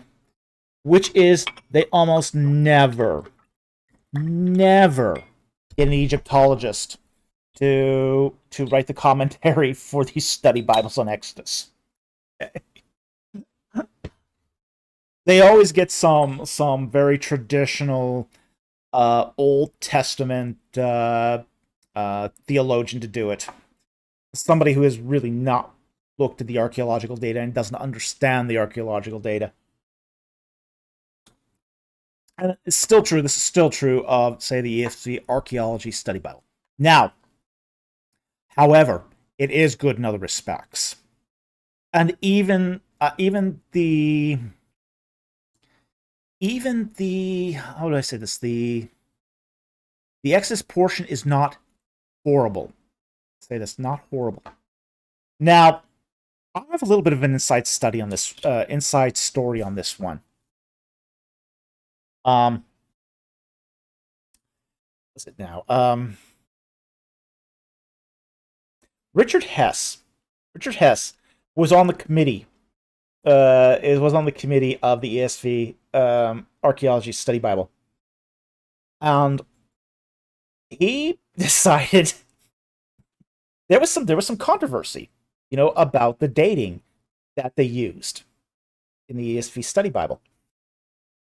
So they decided to send this the timeline they were proposing to Kenneth Kitchen. Okay, Now, at the time that they were doing this, I was actually his research assistant. And I remember sitting in Ken's house. We were having tea. The mail arrives. I go get the mail, give it to him. He opens it up, and he goes, "Rubbish. Absolute rubbish."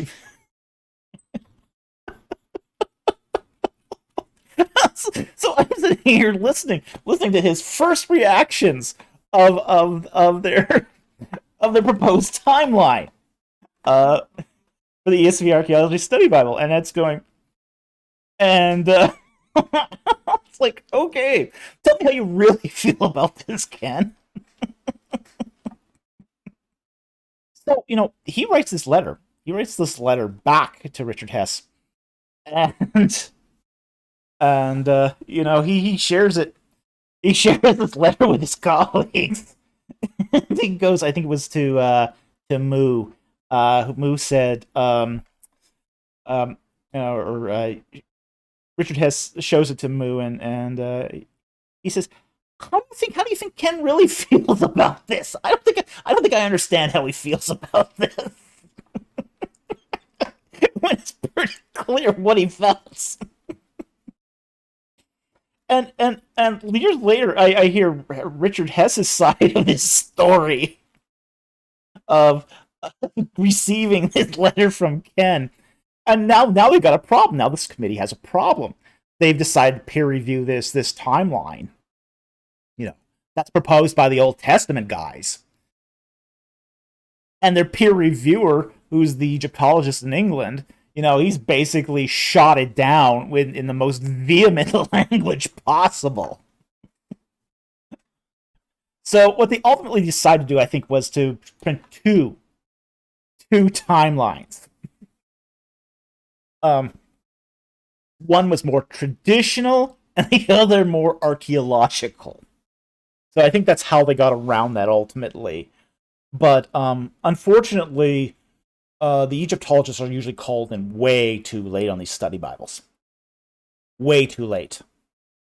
Long after the theologians have basically, staked their territory and made it impossible, essentially, to make any meaningful contribution.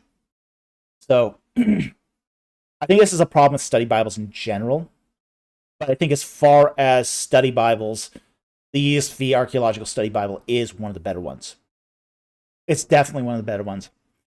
I know there's some study Bibles out there that are just absolutely, well, some are dreadful, some are mediocre, some are very good.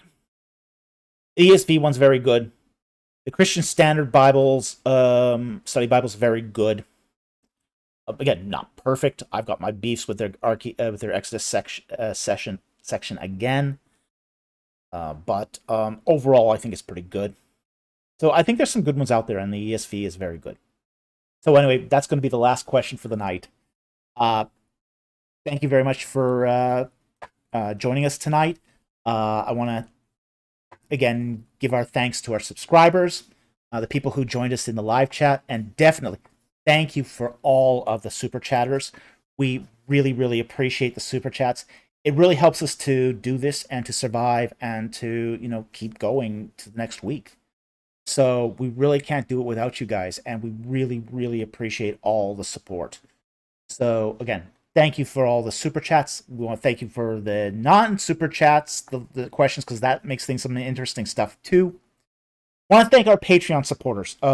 We really were reminded once again on how much we depended upon our Patreon support for, say, equipment upgrades and repairs. Again, we do a lot more repairs than we think we have to, because things do break. So we also want to thank everyone who's just simply subscribed to our channel and leaves a comment, who likes and dislikes our content.